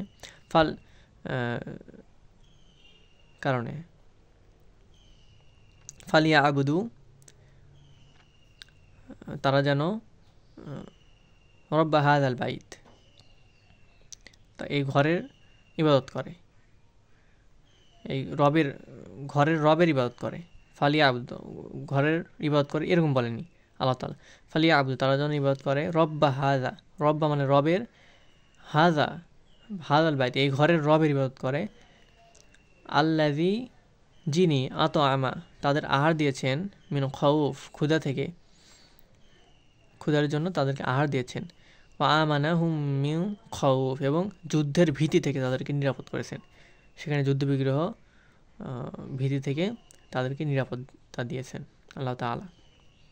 অর্থাৎ আরেকবার পড়ি, লি ইলাফি কুরাইশ কুরাইশদের আসক্তি বা অভ্যস্ততা তার কারণে, ইলাফিহিম রিহলাতা শিতাই ওয়াস সাইফ তাদের আসক্তির কারণে, শীত গ্রীষ্মে সফরের আসক্তির কারণে, সফর মানে সফর করা বা এক জায়গা থেকে আরেক জায়গায় যাওয়া, এই সফরের আসক্তির কারণে, ফাল ইয়াবুদু রব্বা হাযাল বাইত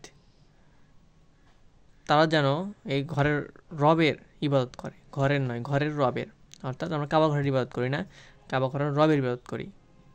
সেটা আমরা বাংলাদেশে থাকি, সেটা আমরা ইংল্যান্ডে, সেটা আমরা জেরুজালেমে থাকি, যেখানে থাকি ওখান থেকে আমরা এই ঘরের রবের ইবাদত করি। আল্লাযী আতআমাহুম মিন জু এবং ওয়া আমানাহুম মিন খাউফ যিনি তাদের ক্ষুধায় আহার দিয়েছেন, ওয়া আমানাহুম মিন খাউফ এবং তাদের যুদ্ধের ভীতি থেকে নিরাপত্তা দিয়েছেন। তাই তাদের এই ঘরের রবের, তারা যেন এই ঘরের রবের ইবাদত করে। খুব সুন্দর একটি সূরা, এটা আমরা শেষ করলাম। এরপরে সূরা ফিল। সূরা ফিল একটি সুন্দর একটি সূরা এবং এই ফিলের পিছনে একটা সুন্দর ঘটনা আছে। এই শানে নজুল বা ফিলের ঘটনা, সূরা ফিলের পিছনে যে ঘটনাটি, এটি রাসূল সাল্লাল্লাহু আলাইহি সাল্লামের জন্মের আগে হয়েছিল। তখন রাসূল সাল্লাল্লাহু আলাইহি সাল্লাম পৃথিবীতে ছিলেন না।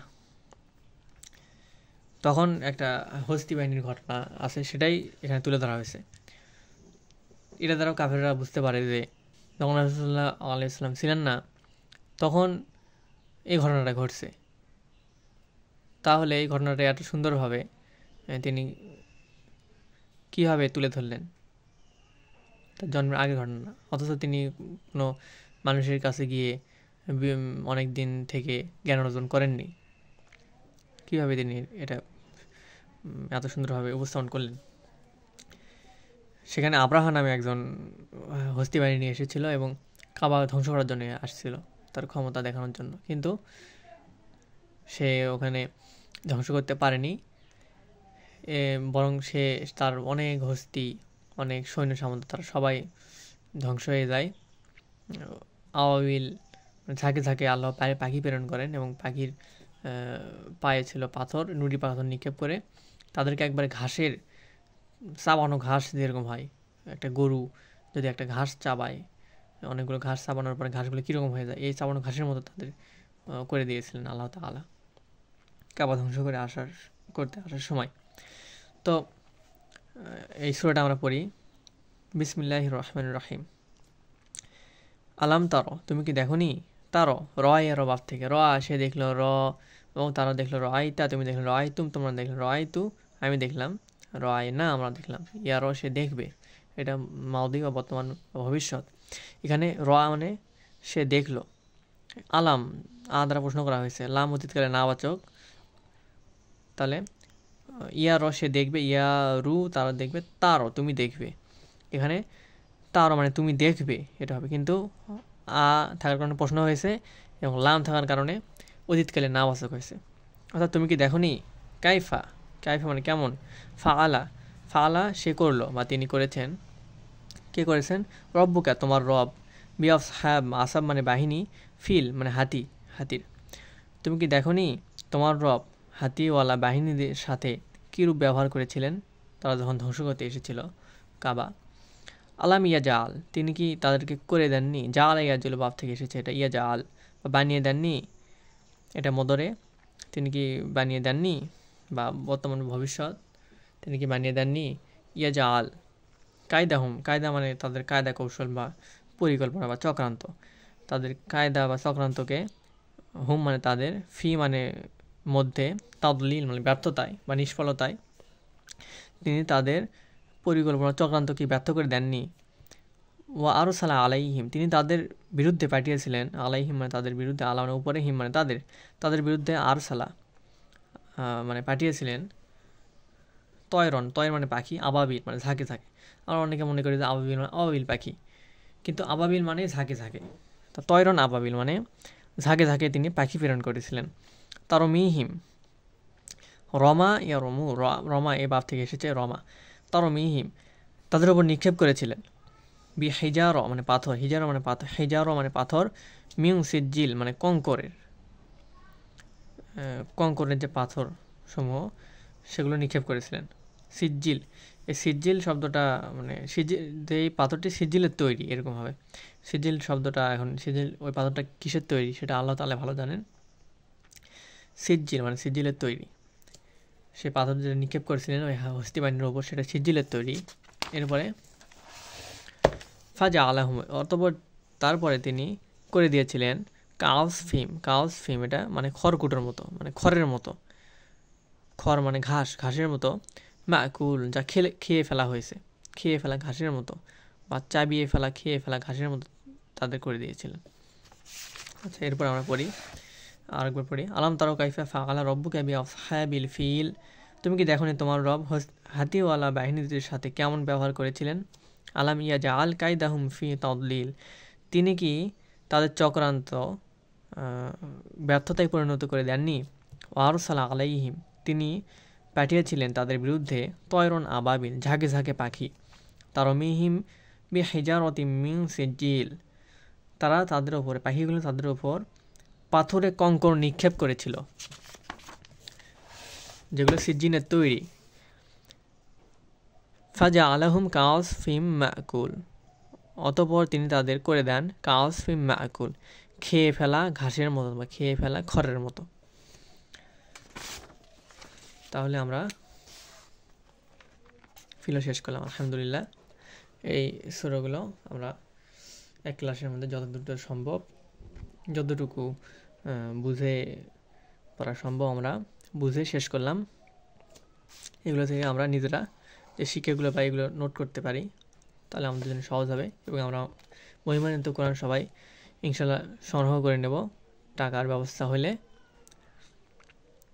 এবং বিশুদ্ধ তেলাওয়াত, ওয়ার্ড বাই ওয়ার্ড, ব্যাকরণ, ভাবার্থ, প্রাসঙ্গিক তাফসির, সংশ্লিষ্ট হাদিস এবং শিক্ষা, এগুলোর মাধ্যমে আমরা বোঝার চেষ্টা করব এবং উচ্চমানের ব্যাকরণ বা গ্রামার বোঝার জন্য আমরা বিভিন্ন কোর্স করতে পারি ইউটিউবে আরও, যেমন SM নাহিদ হাসান, যিনি বইয়ে গ্রামার সংশোধন করেছিলেন, এনার কোর্স সার্চ দিলেই আসবে।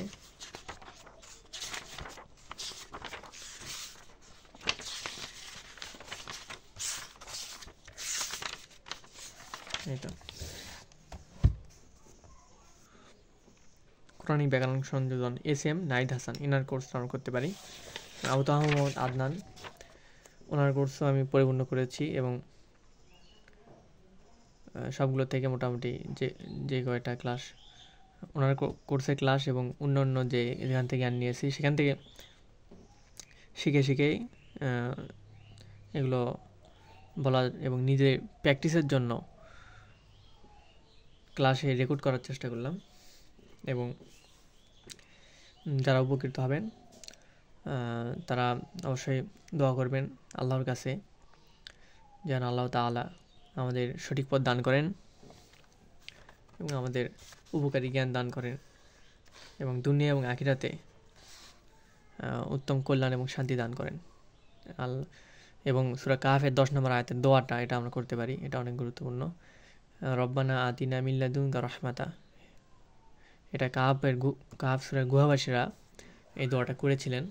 রব্বানা আতিনা মিন লাদুনকা রাহমাতা, হে আল্লাহ তোমার পক্ষ থেকে আমাদের রহমত দান করুন। ওয়া হাইয়্যি লানা মিন আমরিনা রশাদা, আমাদের কাজকর্ম সহজ করে দিন, আমাদেরকে সঠিক পথ দেখান। আল্লাহ তাআলা চাইলে আমাদের সঠিক পথ দেখাতে পারেন, আল্লাহ তাআলা চাইলে আমাদেরকে অনেক সম্মান দান করতে পারেন, আল্লাহ তাআলা চাইলে আমাদের সব কিছু দান করতে পারেন দুনিয়া এবং আখিরাতে। এই জন্য আল্লাহর কাছে আমাদের চাইতে হবে আল্লাহ তাআলা আমাদের কবুল করুন এবং সঠিক পথ দান করুন। আমাদের ব্যক্তিগত জীবন, পারিবারিক জীবন, সামাজিক জীবন, রাষ্ট্রীয় জীবন এবং পুরো পৃথিবীতে আল্লাহ তাআলা খেলাফত এবং আল্লাহর আইন বাস্তবায়নের তৌফিক দান করুন। আলহামদুলিল্লাহ। সুবহানাক আল্লাহুম্মা ওয়া বিহামদিকা আশহাদু আল্লা ইলাহা ইল্লা আনতা আস্তাগফিরুকা ওয়া আতুবু ইলাইক।